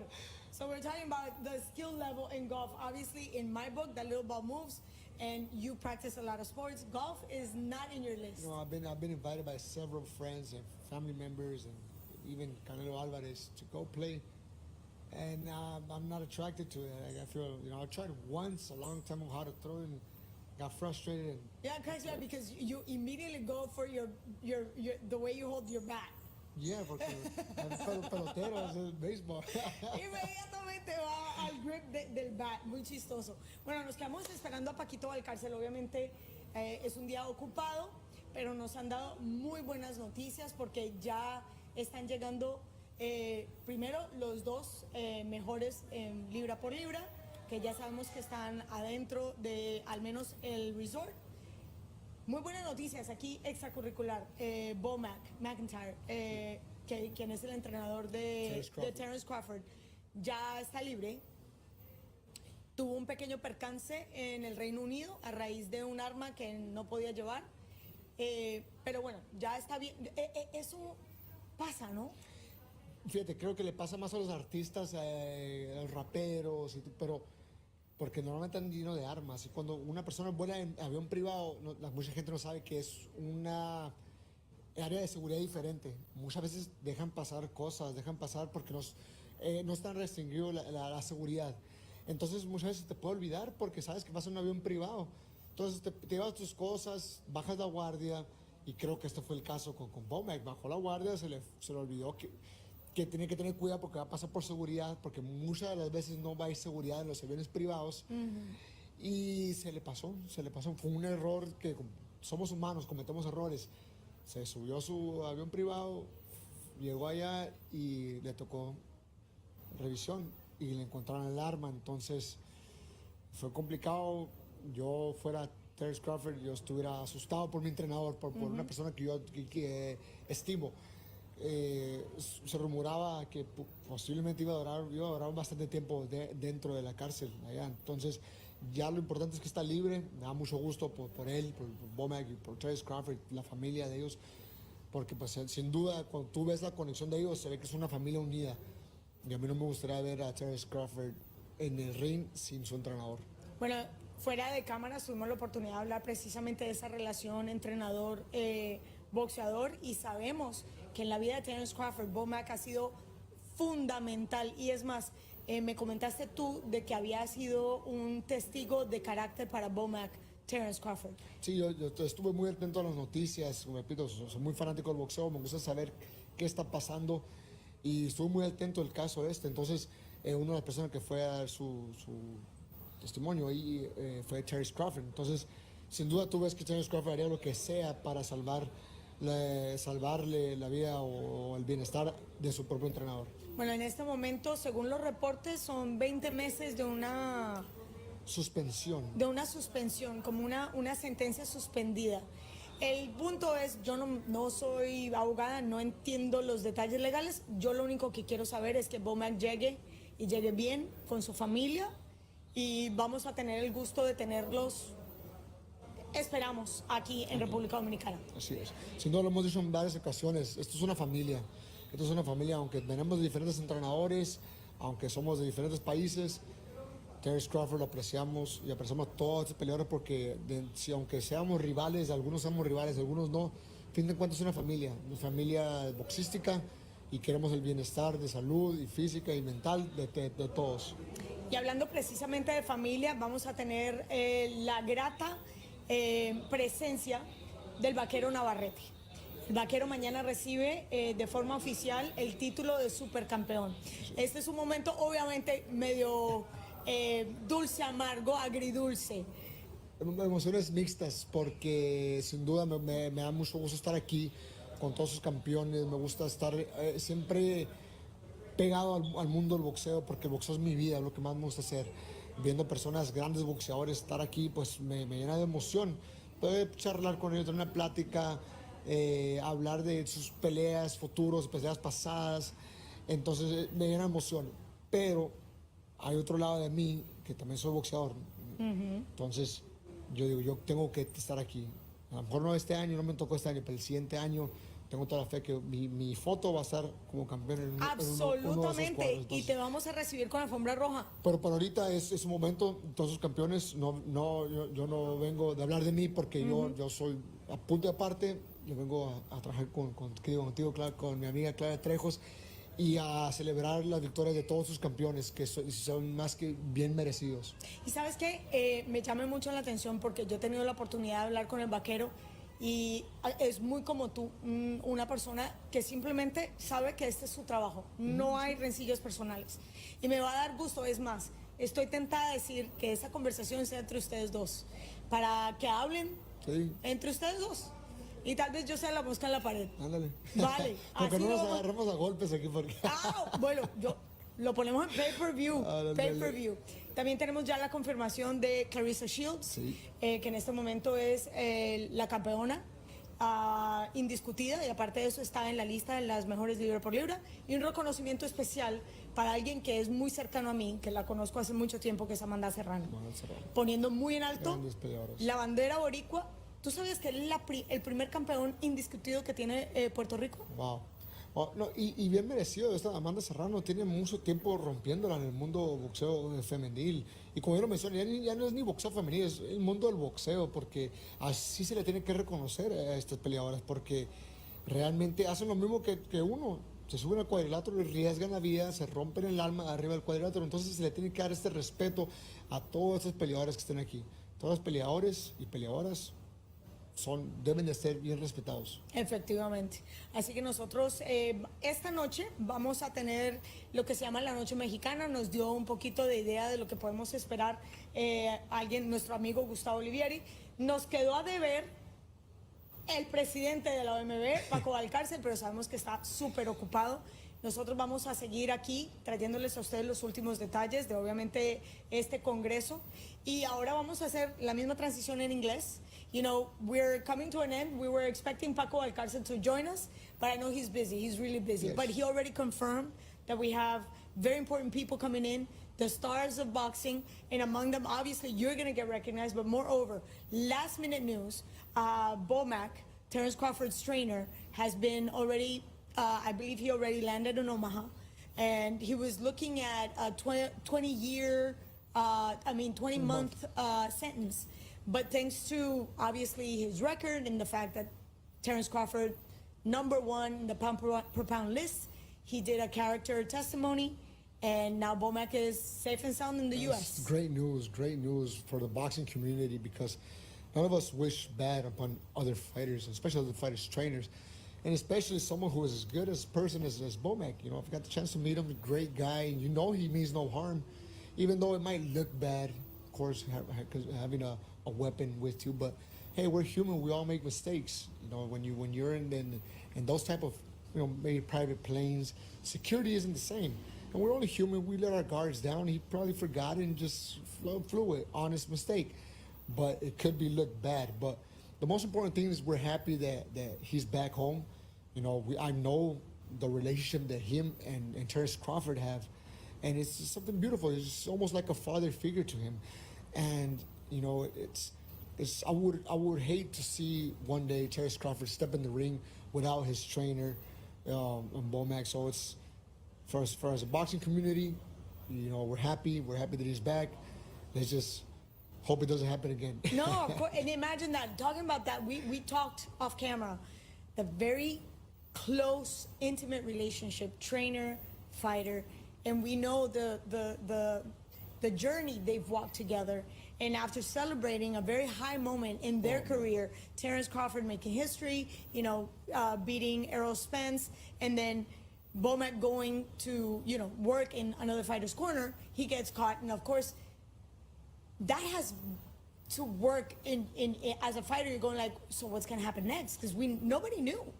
Well, it was a complete surprise for everybody, for the boxing community, for the boxing world, because you know, we don't usually see this. We don't usually see this. But what I do, the first thing that went in my mind was, man, Terrence Crawford needs Bomac. Bomac needs Terrence Crawford. They're, like I said, you can see the chemistry between those two persons, the trainer and fighter. And I would hate to see one of them separated from each other. So like I said, I'm just happy that Bomac is back, because you know, after Terrence Crawford's last performance and during his last career, man, it's been amazing to see him. You know, Yes. I always say this, when we got the chance to see greatness with him and Errol Spence. You know, everybody remembers where they were, where Sugar Ray Leonard fought Roberto Duran, and First and second. and this was our generation, the big fight, the seeing greatness. Errol Spence versus Terrence Crawford. That was an amazing performance by Terrence Crawford, and we want more. We want more of that. We want to see more of Terrence Crawford step in the ring. So I want to see him in the ring. I want to see Bomac well, and I wish them nothing but the best. So, as of now, we have the confirmation of the presence of Clarissa Shields. We have the presence of, hopefully Bud will make it. And then we're going to have Vaquero Navarrete. Vaquero Navarrete comes in, and obviously he's a great guy. He's going to be recognized as a super champion. And it's a bittersweet moment for us, obviously. But we got to recognize that between you guys, there's no hard feelings. No. You both understand that it's business. This is not a personal issue. It's a mixed emotions, mixed feelings here, because I love what I do. I love what I'm doing. You know, being here with you, Claudia, being here with everybody, being invited to just be here and enjoy the whole WBO convention and talking about fighters and talking to them, and you know, getting all this. It's almost like a dream come true, because I dream about these moments ever since I was a kid. But then there's the other side of me as a fighter, walking in here and seeing all the champions in that picture, from the minimum weight to the heavyweight. And then I tell myself, I should be there. I should be there, and it's mixed emotions. Like I said, I wasn't here for 2023, but I will do my best to be in here 2024 as a champion. So mixed emotions, but right now, they're both positive emotions, positive thoughts, positive vibrations. I'm enjoying it. I said before, I'm not here to talk about me. I'm here to talk about the champions who are well deserved and well recognized. Once a champion, always a champion, and I am sure, and I'll commit to a tattoo for next year. Because we're going to roll out the red carpet. We're going to be so proud to be able to say and celebrate with you, because you've given us so many wonderful moments in the ring. And I take this opportunity to thank you, because it has not been easy. And we just talked about this with Goose. You are the man that knows how to hustle. You've hustled your way. You've actually sacrificed everything. Time away from your family, diet, time, youth, because you were just a kid. So right now, I recognize everything you've done, and I show my respect and admiration. Thank you. Thank you. It means a lot. You know, after coming off losses, you know, it's hard because it didn't go your way. But then you always got that one person, or you walk through the streets and there's that one old guy or old lady walk up to you and tell you, what an amazing fight. Thank you for, and that pays everything. That brings a lot of joy to myself. So it's like every single compliment that I get that say thank you for a fight, it's like, no, thank you for appreciate, because that's all we want. We just want to be recognized, the effort that we put. So I thank you, and I thank everybody who's been supportive of my ups and downs during my career. And let me just add that it hasn't just been one person, two people. There's over 200 people that have come to see you, from the ages of 2 to 150 at least, asking for a picture, asking for an autograph, just for our curiosity, because we see your demeanor. There's not one bad moment. There's not, no, hold on a second. Does it ever get old? No, because like I said, that person is here, is just showing appreciation of what you do.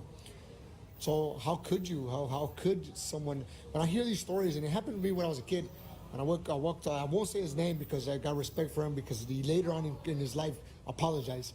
I walked up to a fighter and I asked him for a picture and he denied it. And I told myself, I was heartbroken. I was heartbroken because it was like, I got admiration for you. Obviously, you understand when you grow up, man, you probably have a lot of things in your mind. You're stressed out. Maybe you had problems with your wife and you had a bad day. And it could be easy to say, no, not right now. But you broke that kid's heart, or you made him feel bad, or, you just denied him something. So, I always said, I will never be that type of person. And being honest, it's not that hard. It's not that. Que te cuesta? It's just a picture, man. So, I think I've kept my word since then, and I'm swearing it's not that hard. On the contrary, it brings joy to me. Someone, walks up to me and asks for a picture. It's like, it means that we're doing things right. Nobody walks up to just some random person and asks for a picture. Hey, can I have a picture? Yeah, no, it's because he's doing something right. So it's like, okay, I appreciate all those persons that who wanted to, talk or put picture or an autograph or whatever. It's not too hard for me. It's priceless. That's really priceless. And we're so appreciative of that because that really establishes a role model that you can relate to, not at a distance, but, hey, he gave me his time. Mm-hmm. There's that connection. Mm-hmm. We see them on TV in an interview, but once you see them face to face and somebody like you taking their time, that's priceless. Yeah, and it can mark something in a kid's life. If it's a kid, if it's you can maybe plant a seed in his mind to help him do better things in life. In my case, I've said this before, I'm almost positive boxing saved my life. I wouldn't know where I would be without boxing. And having the chance to feed my family, to help my father, help my mother, my grandmother, my whole family. And it's for me, boxing saved my life. I can't say so. If there was a lot of idols that I've had during my life when I was a little kid, and it's like they're all part of it. So if there's a kid who comes to you, it doesn't take much of your time to plant that seed of being a good person or following your dreams. So if I continue having the chance, I'll continue to do it. Beautiful. And we're going to continue with a whole lot of information all the way from Punta Cana in this 36th annual Congress with the WBO.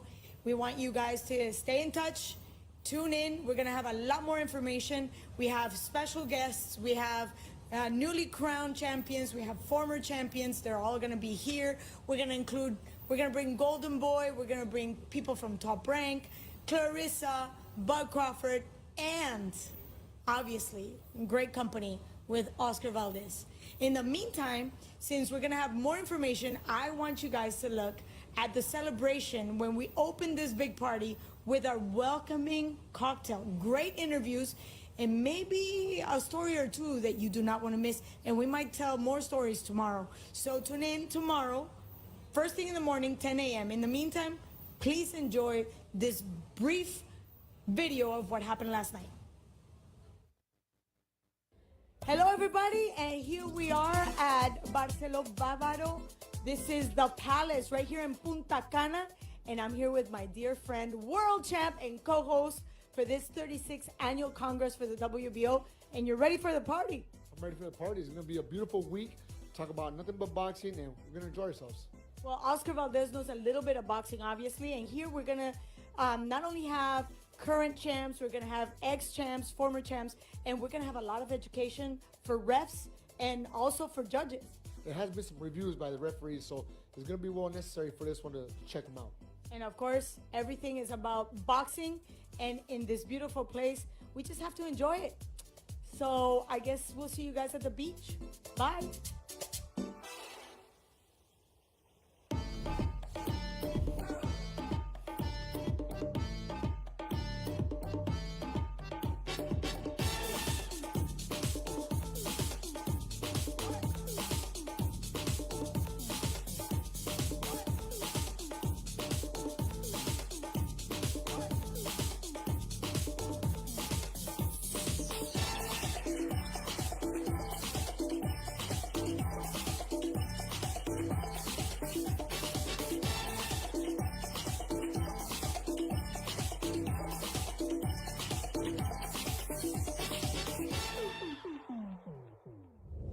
So we're here at the cocktail, the welcome cocktail, and of course, Oscar Valdez, and look who we just crossed paths with. It's so good to have you back. It's amazing.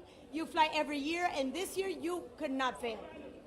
Well, it's a great pleasure. It's always a huge pleasure to be at the convention. WBO is our family.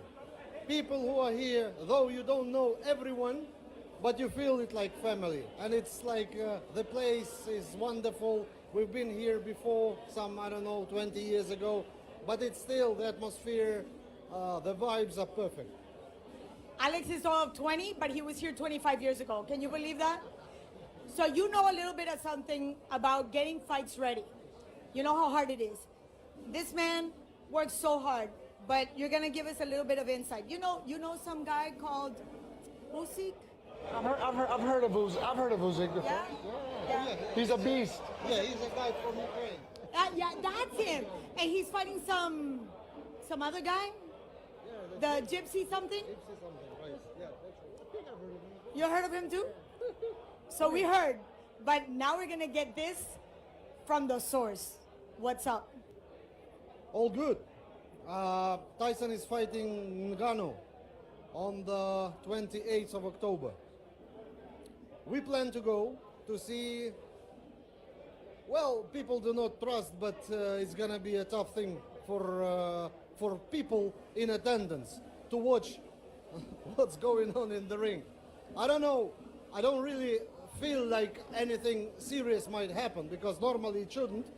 But boxing that's why we love it, because all unexpected things happen unexpectedly. So after Tyson is finished, or he finishes someone, I don't know how it looks, but we have to go for a big fight. Just between us, the family, the WBO family, where we might be able to see this fight? I think the same place where we're gonna see the first fight. Are you willing to go with me? Let's go to Saudi Arabia. I think it's Saudi Arabia. That's one fight that I cannot miss. That's the main fight. Alexander Usyk and Tyson Fury. Everybody wants to see that fight. Wait, but we just got the news. Give us the date Date? for that fight. You mean for the date for the fight? Yes. Okay, I cannot do it. You cannot do it? Not now. Okay. But we're in. We got it from the source. Whenever it is, you're gonna be there. Yes. Alex, always a pleasure. So good to have you here. Ready for Mama Juana?